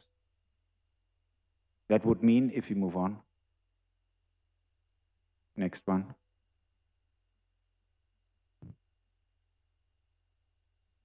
So, next one. helping them to interact with their colleagues and their families in a positive way, with gratitude, appreciation, compassion, and kindness. Then next two.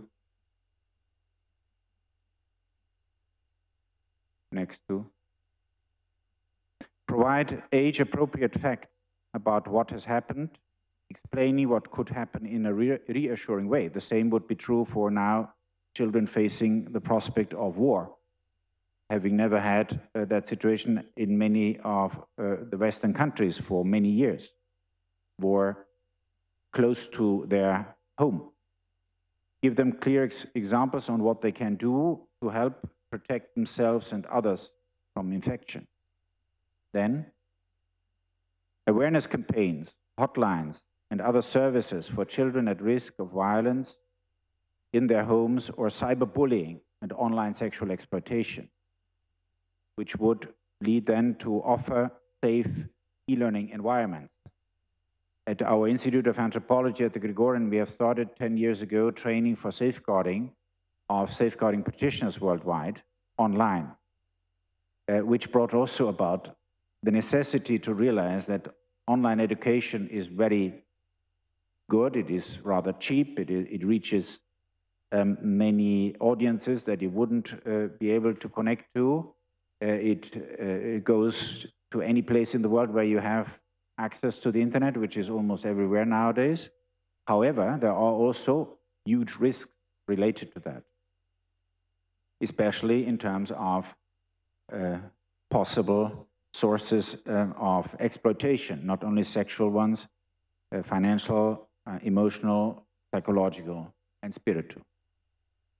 Finally, support parents and caregivers to understand their critical role in their children's online school involvement, to emotionally connect with their children, to manage their challenging behaviors, to keep them safe from online perpetrators and harmful content, and to nurture their children, but also their well-being on a psychological and spiritual side.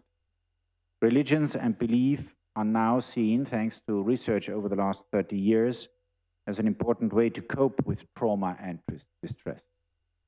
Nurturing children's spirituality, we can help them to find constructive meanings of the reality around them. And I'm pretty sure that the current situation has brought about much of that interest and much of that longing for making meaning of what we are going through. Cope with losses that have been suffered, with the incertitude regarding their future, and set proper priorities in life based on their ethical values. Now, I would like to finish with some points of what we need to do. I think a lot has been done to preserve dignity and care, and to really help all those who are caregivers, parents and others, to engage in that. But certainly, we need to rely on civil society. We need to rely on the sense of commitment of all. And if we see all those demonstrations yesterday against the war, hundreds of thousands, millions of thousands of people on the streets, you realize that it is not all bad. And our focus on the negative, the dark side, may be also our bias and our leaning into what we are offered by the social media. Because, as we know, bad news are good news for media, and we are, by our what do you call it, accessing history, we are also drawn into the algorithms that bring us more of that content that we look at. So what can we do, and what we need to do? And this is the last slide. Can we go to that, please? Next, yeah, first point. Raise awareness about increasing levels of violence against children.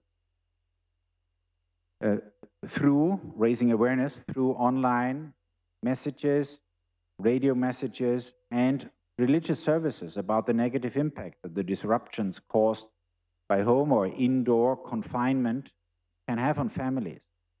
So learn about the impact of COVID on children by reading some of the resources from religious leaders and child protection experts. Provide information to all members of your community, parents and caregivers, about how to contact child helplines and domestic violence hotlines. Contact all families in your communities by phone to get insight in their situations. Provide counseling and listen to the most vulnerable members of the family. Encourage members of religious communities to reach out to each other and to inform religious leaders when they suspect children or women are experiencing violence at home. Second, support children's awareness of COVID and coping with physical distancing. We have had already many points on this morning, so just what could be done to preserve care, to offer care and to preserve the dignity. Help families to find virtual ways to encourage children and young people to be connected with one another in a sensible and reasonable way. Organize activities for children online or talk to them through phone calls. Read stories together, discuss information about the coronavirus. Share how important it is to keep physical distance from others in order to help prevent the spread of the disease, but at the same time raise awareness about the possibility to get together in a reasonable and in a respectful way. Next, help create healthy, nurturing, and safe environments for children during the confinement, including online safety. Encourage parents and caregivers to support their children by listening with patience, empathy, and compassion. And give the parents also some indications about where they can find for themselves the resources for their proper self-care. Use religious activities to teach children healthy routines, and particularly to prioritize all what is meant to prevent further spread of the COVID virus. Support parents and caregivers in providing learning opportunities for their children by organizing specific activities online, via phone, and whatever. Encourage parents and caregivers to balance online activities with other non-digital kinds of learning. For example, by creating opportunities in the family to share and to discuss information together. And in functional families, of course, reasonably functional families, that has happened over the last 2 years. Finally, support parents to nurture ethical values and spirituality in children within the family and in places of shelter. Promote solidarity with one another and encourage families to reach out to others who might be lonely or in need or help by getting food for them. Help parents and caregivers to nurture gratitude in children and to promote ways for children to care for themselves, for others, and for Mother Earth, and connect with God, the divine, or the transcendent, whatever you may call it, by creating regular spaces for reflection, meditation, and prayer. So let me finish by summarizing what I want to say. Dignity and care. Yes. We not have time to discussion, so sure. Dignity and care in the age of the virus, the picture is very challenging. While we need to be sober and realistic, we can't let ourselves be weighed down by the conditions, lest we get too depressed, and can support and accompany the new generations on their journey into the future. This is our responsibility, period. Thank you very much. So we have 5 minutes for some questions. Do you have some question or comment? President Marcelo, do you have some question? I have a question for the church, because you are a great responsibility in this matter. So I think that the church needs to lead this question, especially with children. in some sense, in a special way, against to the new form of slaves that we have, prostitution or forced labor or traffic of organs or these kind of things, just to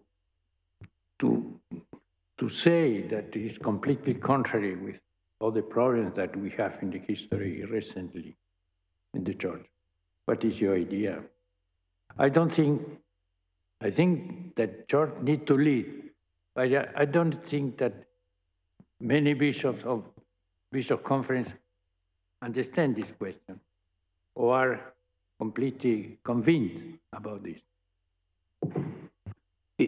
I'm not sure whether I understood well. So they are not convinced to lead in our topic here, right? Okay, I believe that too. I have seen it in many countries that not only bishops' conferences, but bishops and in parishes, there was much of, I mean, when it comes to the Catholic community, there was much of some sort of paralysis, some sort of extreme tiredness and lack of creativity. There were very good, shining examples of what you could do, how you could reach out to people, but I didn't see much commitment to in this period of time. And there was much giving in to governments telling there won't be services, there won't be any possibilities for coming together, even outside, for any meaningful meetings and coming together in a personal and in a spiritual way. So I agree that there was some sense of lack of energy and lack of sensitivity for what could have been done. And some did it, but there was not much of passing on best practices from one parish to another, from one diocese to another. No, please. Only one, because we have only 3 minutes. Please. Melissa, maybe. We have the general discussion after. I think what you're talking about is the need for a bottom-up approach. And the church is very familiar with a top-down approach. So that requires bringing in local resource people and learning from them about how to handle some of these issues. Finished.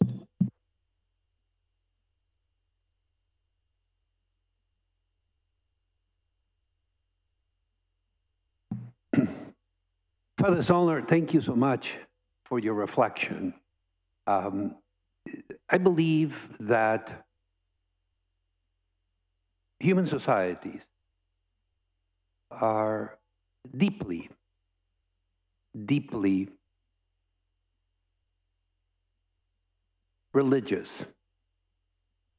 Religiosity, we've learned from the work of the Pontifical Academy of Sciences, is very ancient, maybe 3 million years old. In the increasingly secularized nation state, the religiosity, and what you more broadly refer to as spirituality, often there is a vacuum, and it is the case that immigrant communities, refugee communities, have deep need for a phenomenology that includes a religious sensibility. In the United States, the immigrants build the church, and the church builds the citizens as immigrants. Can you talk about this paradox of the issue of religiosity in an increasingly secular world, and the enormous vacuum this has created in the human spirit. 30 seconds.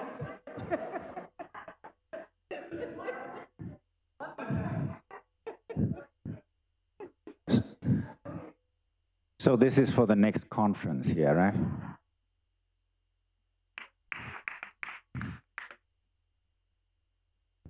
No, I mean, I think this has much to do with how we care for other people, how we see the dignity. And as we see, I personally believe it now, this is really the one sentence I want to make. We are at the brink of a different kind of consciousness in humanity. And this means also a complete renewal of our understanding of life, of community, of relationships, of values. I believe we are, the developments over the last 2 years have accelerated that. But I believe we are at, in religions, in governments, we are at a different point of understanding, which has not come about, and it is only by crisis that this is coming about, and this is how I read all this, what has happened over the last 2 years, and what is going on in young people, who, by the way, may be more resilient than we think. But my point is, where is religion? You call it religiosity, and there's a discussion in psychology of religion between spirituality and religiosity. Religiosity is disappearing in many parts of the world, spirituality not. So how are institutionalized religions capable of coming into that spiritual thirst that is there in different ways than before? So for the next conference. Thank you very much. But anyway, we need to put something about this in the conclusion, Marcelo. And this could be the first stage. Please, Catherine, it's your turn. Thank you very much. My co-author, Lori Fenlison, and I would like to thank Marcelo Suárez-Orozco and the Pontifical Academy of Sciences for the opportunity to participate in this important convening on the COVID-19 generation. It is truly an honor to be a part of this conference. The focus of our literature review is the impact of the pandemic on psychosocial development during late adolescence. We discuss why adolescents might be at particular risk. We summarize research on the impact of the pandemic on adolescent outcomes to the extent we know, and we offer some recommendations for the future. Okay, so late adolescence, a group is typically defined as 18 to 25 years of age, may be at particular risk for psychosocial problems for several reasons.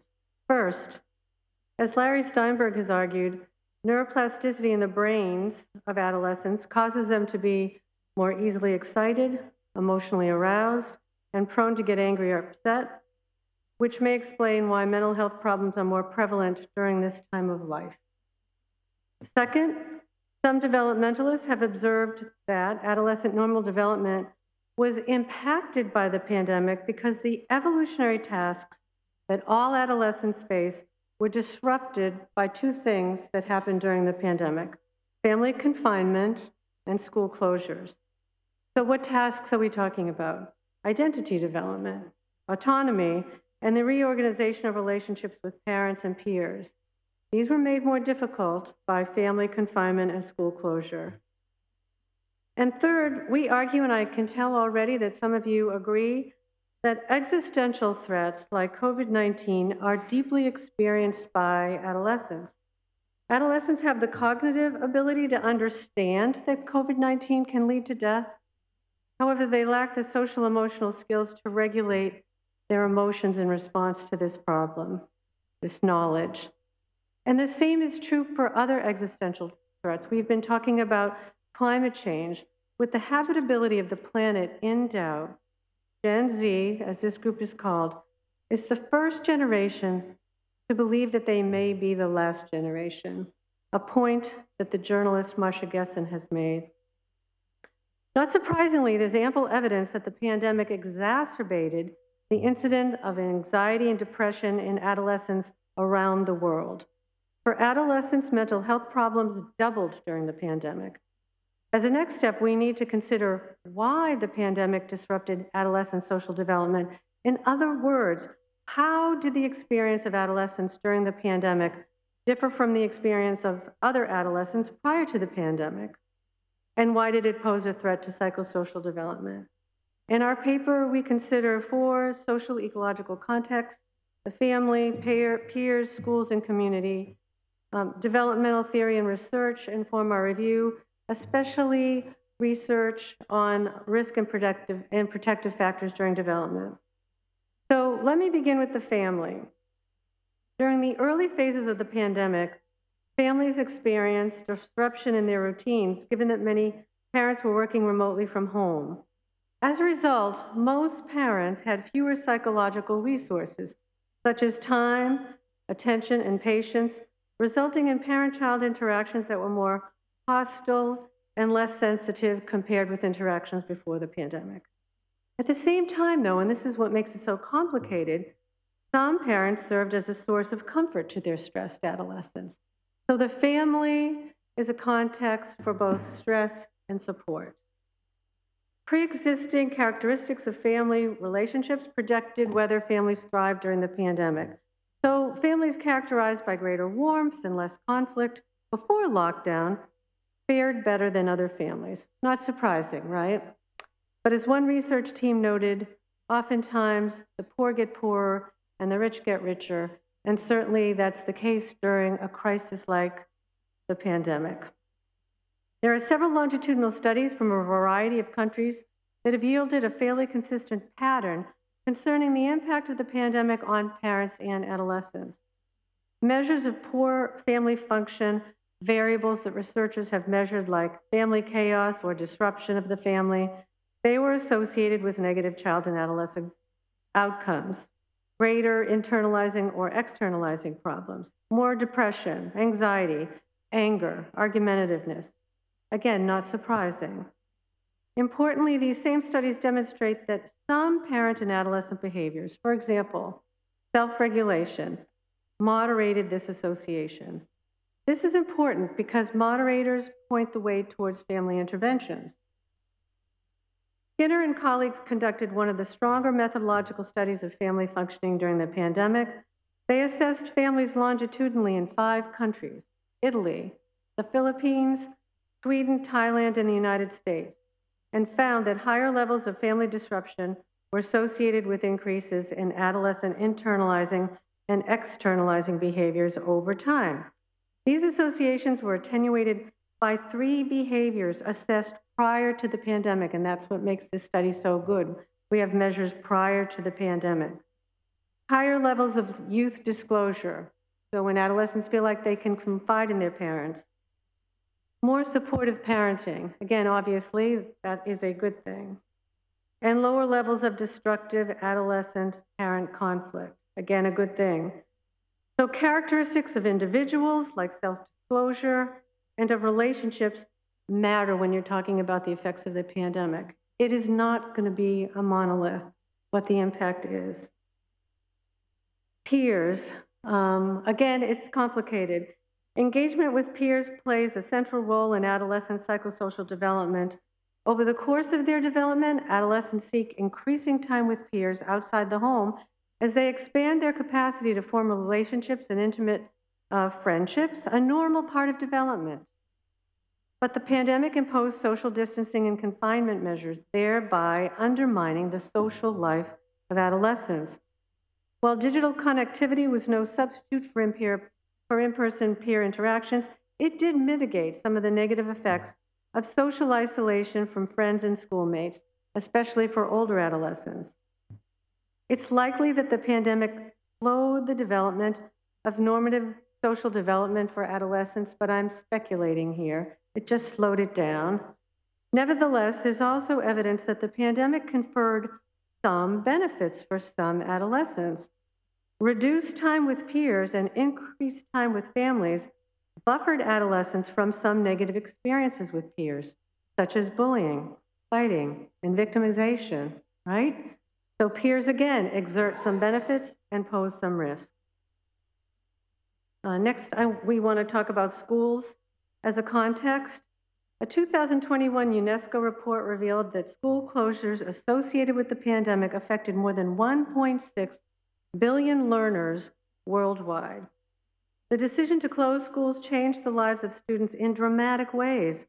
Teachers taught their students using a variety of online platforms, sometimes synchronously, which is better than asynchronously.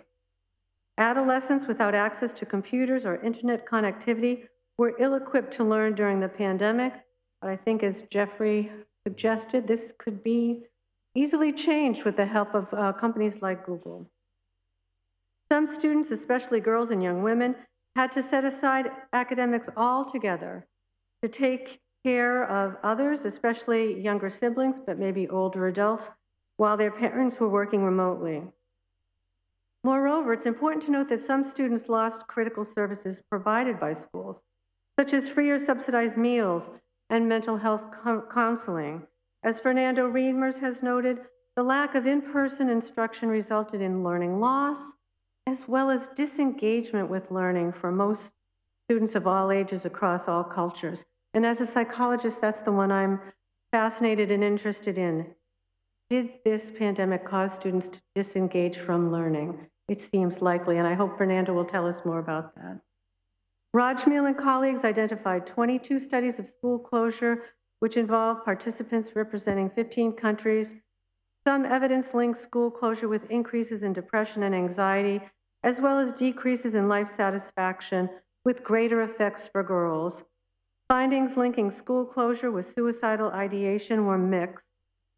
These authors discussed several possible mechanisms to explain the link between school closure and depression.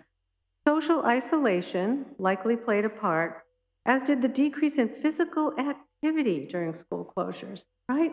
No sports. Decreases in physical activity are often linked with depression, again, just more generally. A study of university students in the US examined the impact of COVID on study-related stress, which they defined as stress related to coursework, procrastination, and study life balance. And I think there was a lot of procrastination during online learning.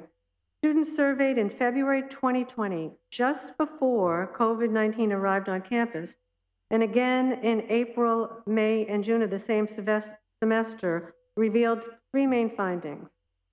There was an increase in study stress following the onset of the pandemic, again, not surprising. Self-regulation mitigated the increase in stress, thereby serving as a protective factor. This is an important area for intervention, self-regulation. And pre-existing psychological distress was associated with more study stress, which makes sense. How am I doing for time, by the way? Oh, faster. In assessing the impact of COVID-19 on adolescent development, I want to say a little bit about the community, because it's important to consider broader customs and values of the community in which individuals reside. So I'll tell you about maybe one or two studies that illustrate this. The first focuses on the experience of indigenous young adults at tribal colleges in the US. 1/3 of Native college students are single parents living in multi-generational households, earning well below the poverty line. Further, most are first-generation college students carrying significant responsibilities for the family. And according to the CDC, the rate of pandemic deaths was 1.8 times higher in Native communities. So again, not surprising that a 2020 survey of students at 13 tribal colleges in the US showed that 24% reported they could no longer meet their own mental health needs. Now contrast that with another study of refugee and migrant youth. By United States criteria, there are more than 58 million migrant children and youth around the world. Not surprisingly, migrant and refugee youth, especially girls and young women, struggled more than other adolescents during lockdown. As part of the Gender and Adolescence Global Evidence, or GAGE study, researchers conducted telephone surveys in the spring of 2020 of Rohingya adolescents living in or near migrant camps in Bangladesh. inquiring about their education, employment, and so on. Reported rates of moderate to severe depression were actually low compared with pre-pandemic rates from the World Health Organization. But what people say in surveys and what they say qualitatively differ. One 15-year-old respondent noted, "I have to be alone all the time, which makes me sad. I am losing myself for all these disturbances and troubles." Young people are shaped by their community, as we've just demonstrated, I hope, but in turn, they shape their community. There are two studies that actually bring me a lot of hope.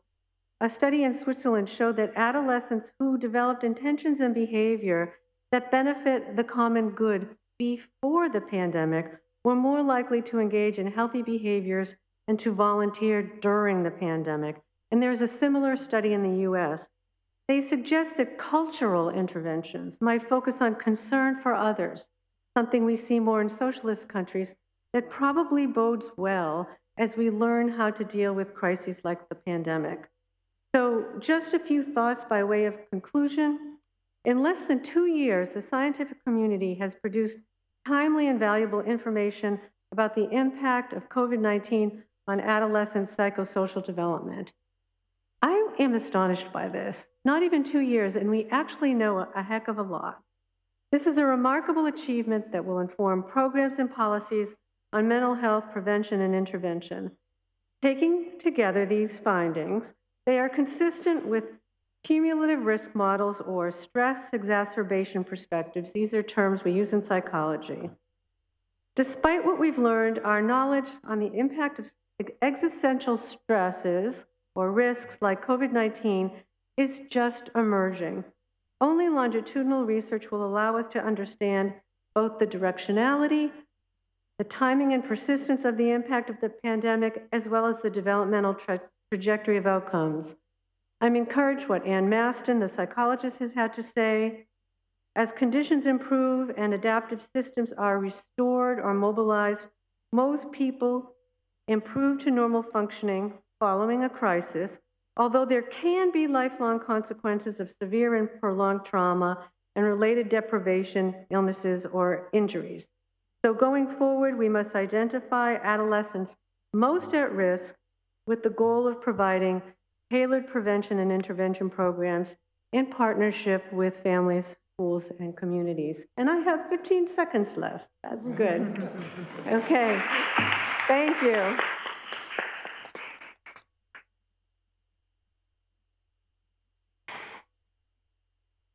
Some time for discussion of this concrete paper, and after we have the general discussion.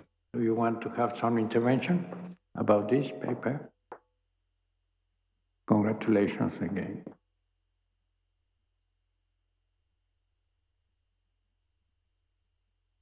Well, I think that the point of the family that you also observe is a very, very important point. So, and we have some estimation about the situation of the families concretely, for example, in your country or in your state, is about the sufferings because of the COVID. Do you have some estimation concretely?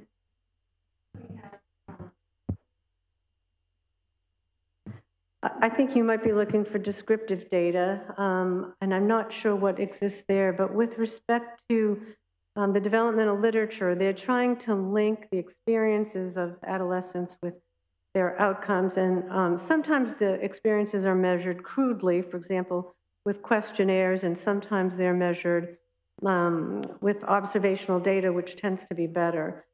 But what I like about some of the studies, I try to report on the stronger studies, that there were existing longitudinal studies that had data prior to the onset of COVID.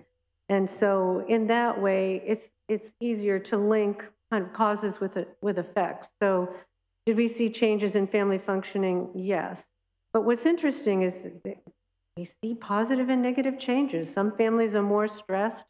Some families, I think, focused on their need to be a source of support for young people. Some encourage conversations and I mentioned one study that encouraged self-disclosure and so on. And I'm sure in some families, you saw both, right? You see families that are experiencing stress and then also taking the time to sit down and talk. And in other words, most families, we need to think harder, I think, about how to measure both the stresses and the supports within a given family. So it's complicated no matter what no matter what context you're looking at, family, peers, schools, communities, and so on. There are more questions? Yes, please. So thank you for that really helpful set of frameworks. And one question I had, as I was listening to you talk about how with longitudinal data, you can see that certain family characteristics, whether it's self-disclosure, parental support, really helped mitigate some of the negative effects during the crisis, which then makes me wonder, do we have interventions that we can use in non-crisis time to help families be more resilient for when crises hit? Or is that, it's just, where are we on the kind of our evidence base on building that kind of resilience in families? Lori and I found ourselves again and again finding papers discussing self-regulation. So when you're stressed, do you know how to calm yourself down? This is a skill that's important whether you're 2 or 102. So important for adolescents as well as for parents. And I think interventions gained at helping young people with to improve their self-regulation probably have the most hope. And if you're talking about parenting programs, I think the same holds. I mean, this is something I've been studying early childhood my whole life. It's very trying to interact with 2-year-olds, right? And even just helping parents of young children realize sometimes it's good to step away, for example, right? Calm yourself down and then come back. Or helping parents understanding that ignoring bad behavior is actually a very effective thing to do and doesn't even require self-regulation, right? Just ignore. So yes, I think we've learned a lot about child development generally that would help us with the kinds of intervention programs we're talking about. But these kinds of interventions are maybe even more important during something like a pandemic. Okay, I want to say a compliment of my work. What about the birth of the children in this decrease or not? Because for the family, no? Birth. Yes. Yes. Is decrease or not in this time? Right. I'm not sure the answer to that. Mary, do you know that? It's gone down? Yeah. So. I have a question, Monsignor. After James and after Marcelo. I would like to hear from those of you who know more about early childhood education than I do. I want to ask you a question about our assumption that technology is going to help us resolve all of this, which I feel in the room a little bit. In my field, Google has not been helping us, not at all. We have at least as much of a challenge to combat disinformation and lies about prostitution, sex work, trafficking, as we have an advantage of connecting people with community resources. I was in a meeting a month ago with the Center for World Indigenous Studies, and we were I said, oh, we can use internet communication to support people who are resisting massive resource extraction projects, and they looked at me as if I was from another planet, which I am, really. When you're talking with indigenous people on the ground, one of the things they said to me is 70% of indigenous people do not have internet, are not going to have an iPhone that's worth $600, they're going to sell it as fast as they can to get food for their family and access their survival needs. And same with laptops. What they said is in existence is radio communications, and that's probably not going to go down when the web goes down in the event of a global catastrophe. I found this very, very interesting because I haven't thought about radio as 101 education for many, many years. That's one thing I want to ask you about. The other thing is, I've been up close and personal with grandkids and Zoom education. My family has kept my grandkids away from the computer for many, many years. They're boys. And they've become addicted since the school went online. They are absolutely addicted. There are fights in the family about getting them off at the end of the day, even educational programs. So could you comment on the mixed benefits of online education, please?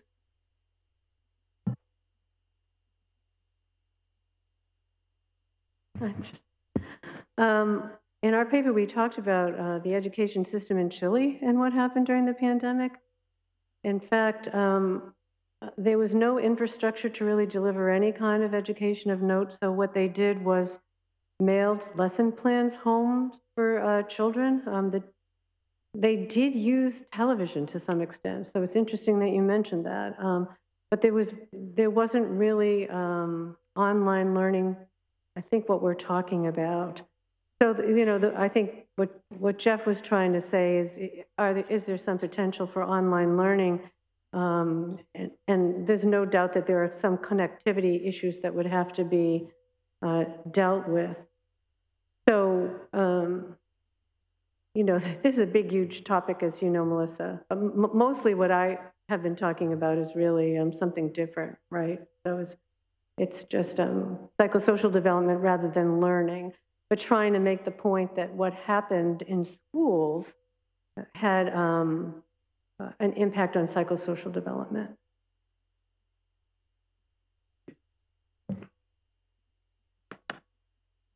So different governments around the world have very different strategies of containment of COVID.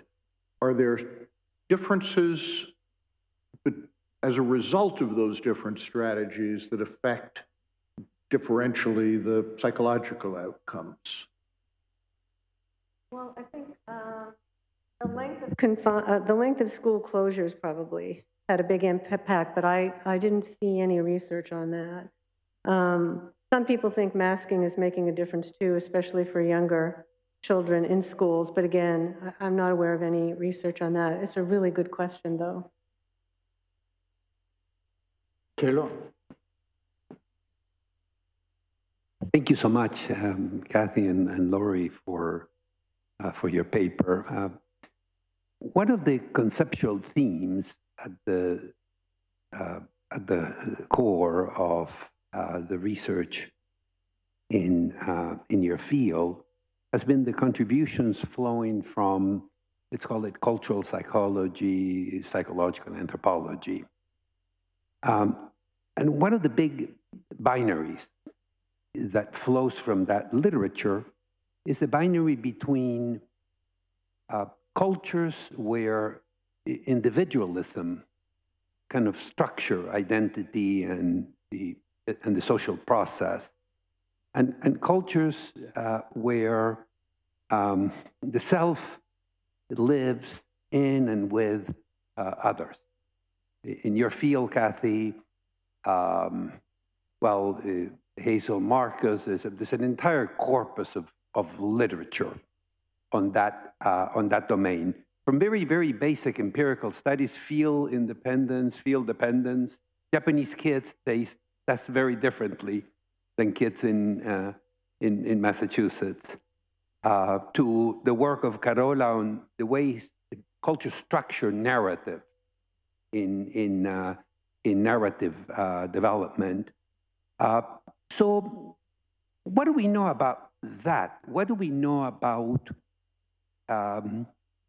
broadly speaking, more Confucian, perhaps, oriented societies versus more individualistic oriented societies, and the impact of that general binary in development and children and education? I mentioned it in this one study conducted, I think it was Sweden. I'll look. But what they had measures of children before the pandemic, and some of them were more, they used a term like more collective oriented. And they definitely found differences post-pandemic. Those who are more collectively oriented were more likely to wear a mask and engage in healthy behaviors. And I thought this was fascinating, more likely to volunteer in their communities. So that's one of the reasons, and there is an American study that's somewhat similar. I don't know that there's any cross-cultural research between culture. So this was the within culture study. I think what you're asking is if you looked between cultures, are the cultures that are more individualistic less likely to engage in healthy behaviors than the cultures that are more collectivistic? It certainly seems like a reasonable hypothesis, right? Quickly follow up. I actually had a related question or thought. Oh, sorry. It was actually a question that came from Father Zollner's mention of "I am because we are," the proverb, and then picking up on those two studies that you mentioned, the Swiss study, I think, on common good, and the other study on concern for others. And I was thinking that those are both ideas that had a potential for intervention, because what happens, and not just on a collectivistic, individualistic society basis, but when we are isolated, we become very obsessed with ourselves, our own angst, and as a potential intervention, helping all right, how does this matter to me? How does this matter to others? What can I do? Might be a way to help. It's not self-regulation exactly, but it's another way to help regulate. And it might have real potential, I think, for an intervention. I just thought, I picked up on that and I thought, this is very interesting. Yeah, I think it's motivating. I think that's.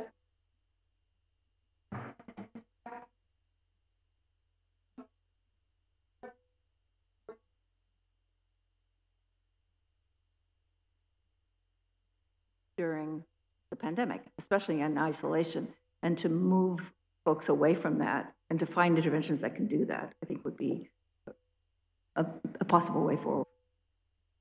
It's really that the idea, cultures may motivate different forms of behavior during a crisis. I mean, that's essentially what the Swiss study is trying to show.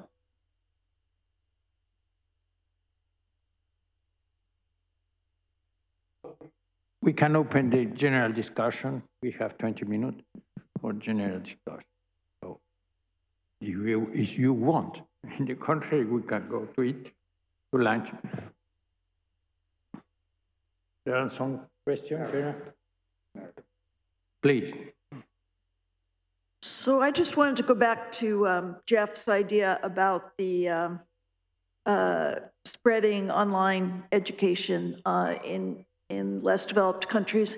And there was a recent paper in PNAS by Per Engel and a couple of people at Oxford that studied the Netherlands, which is kind of the best case for online education. I don't know if you've seen this, but they did testing of kids before the pandemic, and it was separated by about 4 months. And so there was testing like 3 years ago, and then right before the pandemic, they tested the kids, and then 4 months later, they tested the kids. And they had reached out and given electronic devices to all the kids in the Netherlands. There's really universal access to the internet. And what they found was that there was zero learning during that period compared to 3 years ago. and that the kids at the bottom of the distribution lost more achievement than the kids at the top. And I'm also thinking about the edX fiasco, which was pouring all this money into universal access to online education for college and university education. And I think what it showed was that people who were highly motivated and already educated did well, and it reached maybe very few people who had the self-discipline, young people who could, do the Khan Academy or something like that. But I really worry about the people who would be left behind in that situation, because and I understand now that we're talking about 100% of them being left behind, and you're talking about trying to reach, more people, but I'm just skeptical about the technological solution. Sorry. This is your opportunity to bring us more optimism.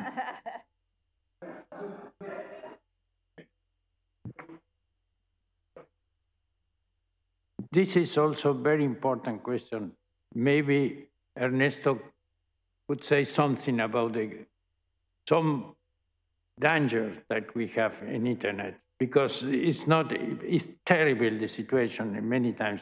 So of course, but there are a very negative aspect that we need to put order in this. In the contrary, it's terrible. Maybe Ernesto, could you say something about this? The dignity of child in the internet. No.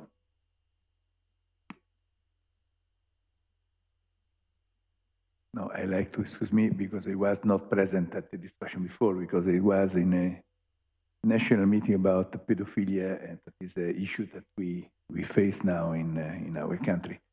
But speaking about digital opportunity for children, we have now to face the problem that digital digital instruments are absolutely very important, but the risk for children are very, very wide. I will speak about after this afternoon. My worry is about the fact that the digitalization of the world of children is start very early, and we have no knowledge about the effect of this situation in development of the cognitive emotional process of the development of children.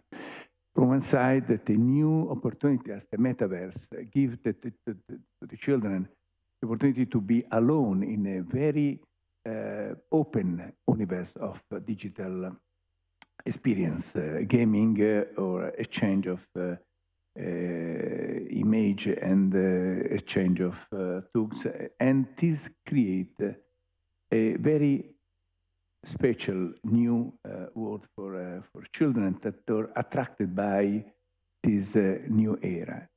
And the parents are, in many cases, absent in this process. And I think that we have to work more in research in this field. We did in this wonderful place in Casina 2 years ago, a very important conference about child dignity in the digital world with Oliver that make his opening, and with Kevin Perrin at the end, with many experts in this field, and with the religious leaders that were involved in this process. I think this is a very crucial area, and I think we can speak about this too after that in this afternoon.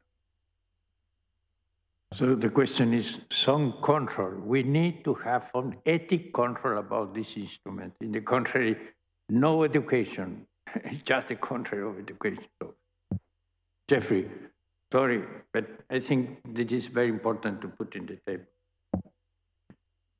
Yeah, of course, we don't know the answer to this, but I'm looking at the research.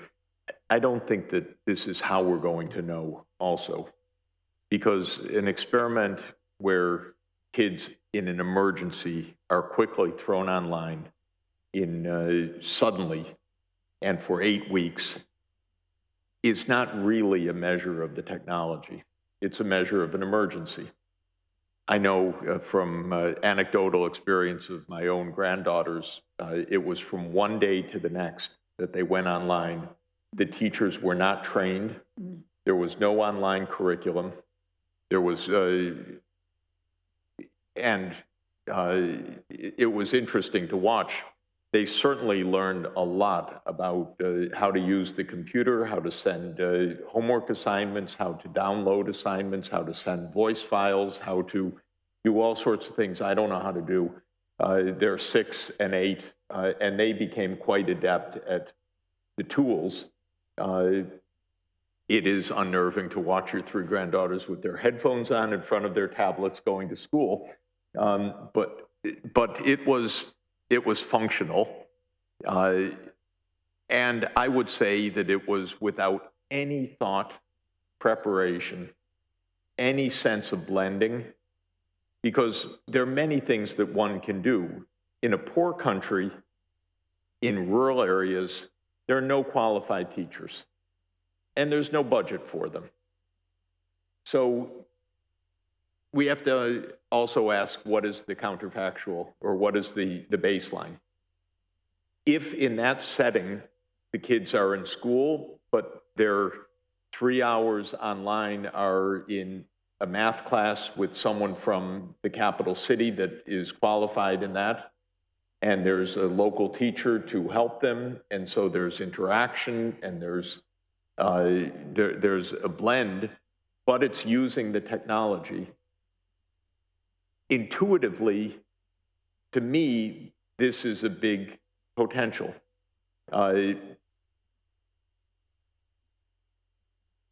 Also, I've been, I shouldn't admit, I'm teaching all my classes still online, and meet my classes. Savannah sets everything up so she knows, and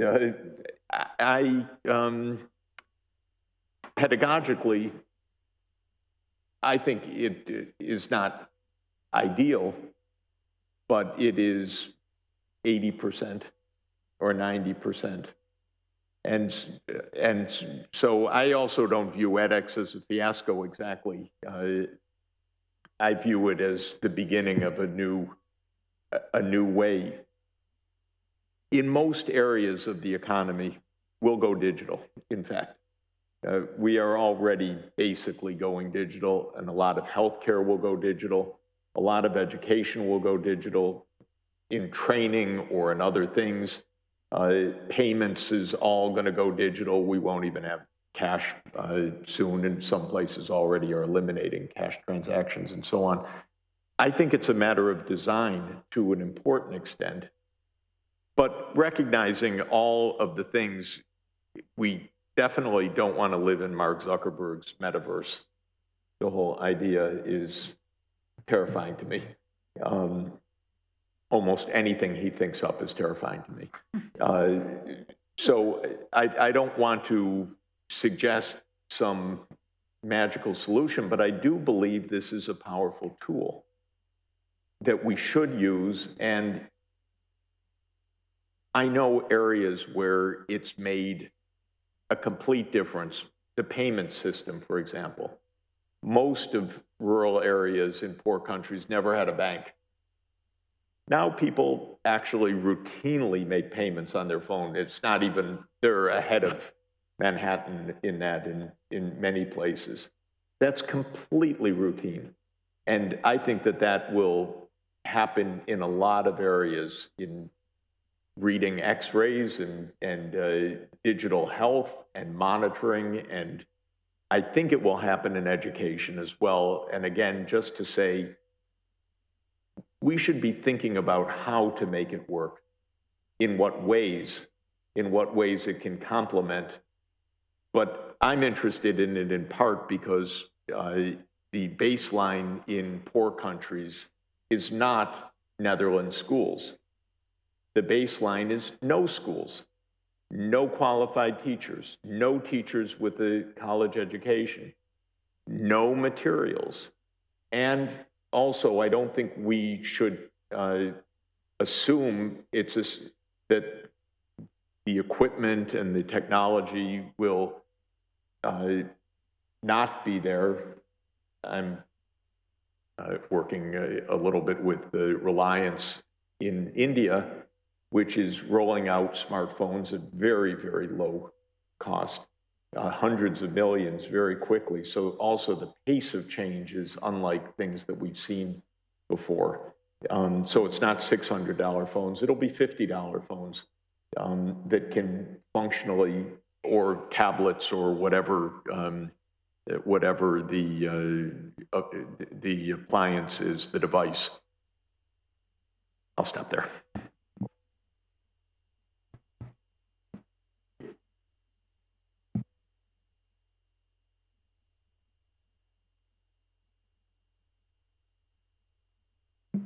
Thank you very much. Now, just to complement on this critical issue of digital learning and the use of technology in transforming education, we are about releasing some interesting data. We already have. I will talk about that later in the afternoon, so that I don't want you to waste time on things that I'm supposed to elaborate a little bit. But I would say we have bad news and good news. There are qualitative as well as quantitative data on the effect of technology and digital learning in the pandemic. And what we can say to summarize, the title of this report is not by chance EdTech Tragedy with question mark. We are hesitating to put or not the question mark. I mean, it's about keeping a balanced approach, not stigmatizing technology as replacing the physical and comprehensive approach to education, which is very much more and broader than this. And there are, you know, also these findings from psychosocial research, which are very clear on that, and also about learning outcomes and measurement of learning losses. However, on the other side, honestly, we don't see any transforming education which doesn't include digital learning. So either we drive based on ethical principles, on a human-oriented approach, and this is what UNESCO is very much keen to do, both in terms of normative instruments and pedagogies, and all the transformation, including teachers, training, and content development, curriculum change, and so. Or we leave digital learning and metaverse and all the big transformation which is going on in the big companies, in the private sector, without, you know, keeping the door open to discussion, dialogue, and also taking a collective responsibility on that. So maybe this is the kind of approach we have to share and start to discuss openly with.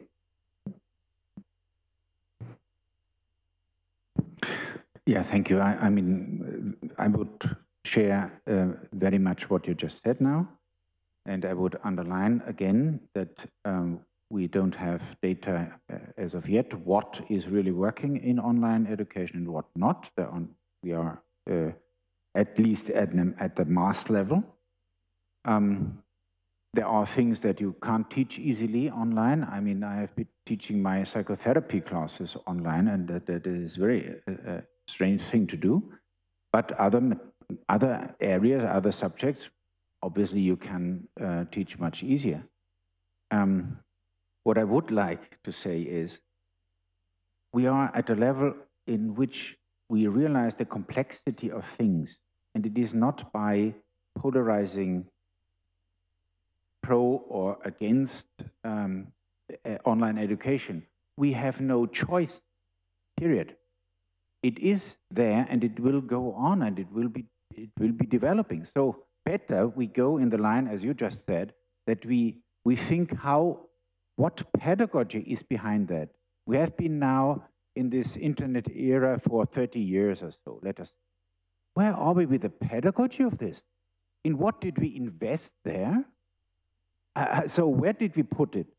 Second bridge. I mean, we have been here in this house some months ago with one of the big players in the field. We have been talking to one of the big five in the internet business and the social media. And there are people who are really listening and they are interested in doing something, for example, in protecting minors from sexual and other kinds of exploitation. It's not black and white there.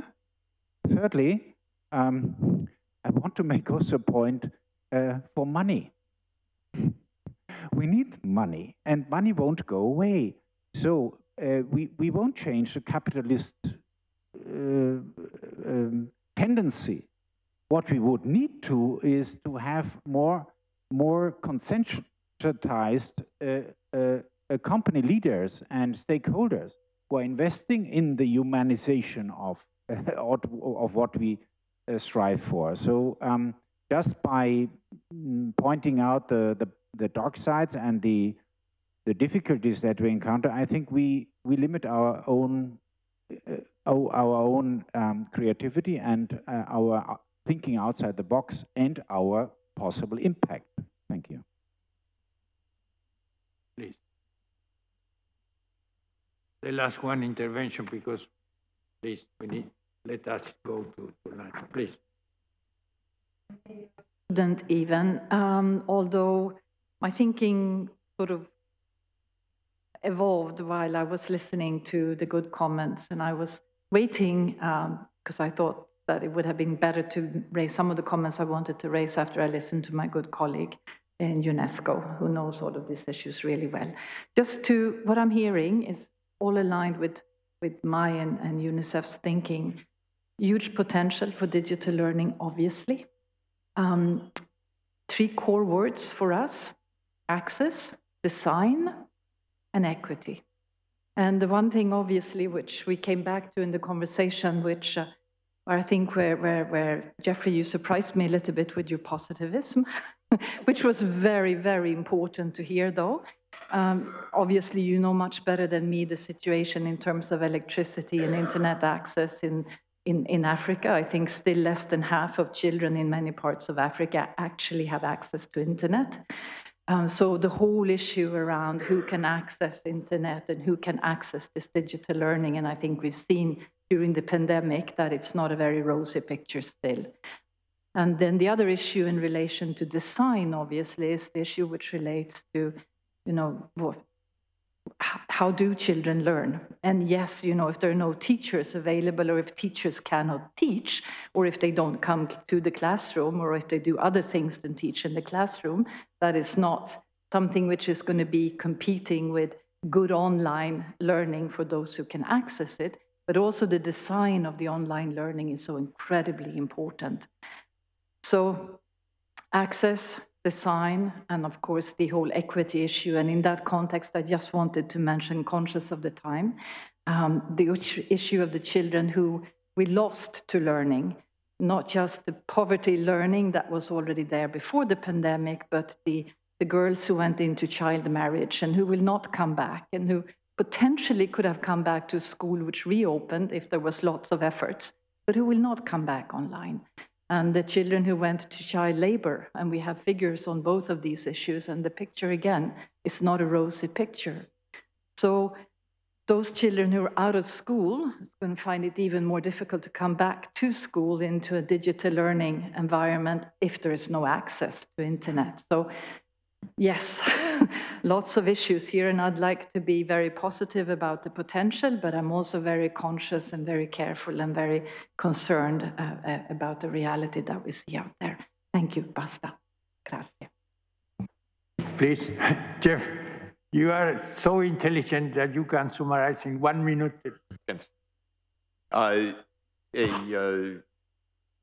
It's possible to get devices and electrification and connectivity anywhere now at low cost.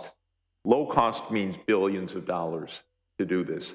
It does not mean hundreds of billions of dollars or tens of billions of dollars or impossibility. Make a plan. Actually, UNICEF and UNESCO, make a plan. Count the schools with your school counting program. This is what we need. 3 panels, we need this connectivity, we need this. Add up the unit costs, put it in a spreadsheet, deliver it to Elon Musk, say, okay, it's only $3 billion. Thank you.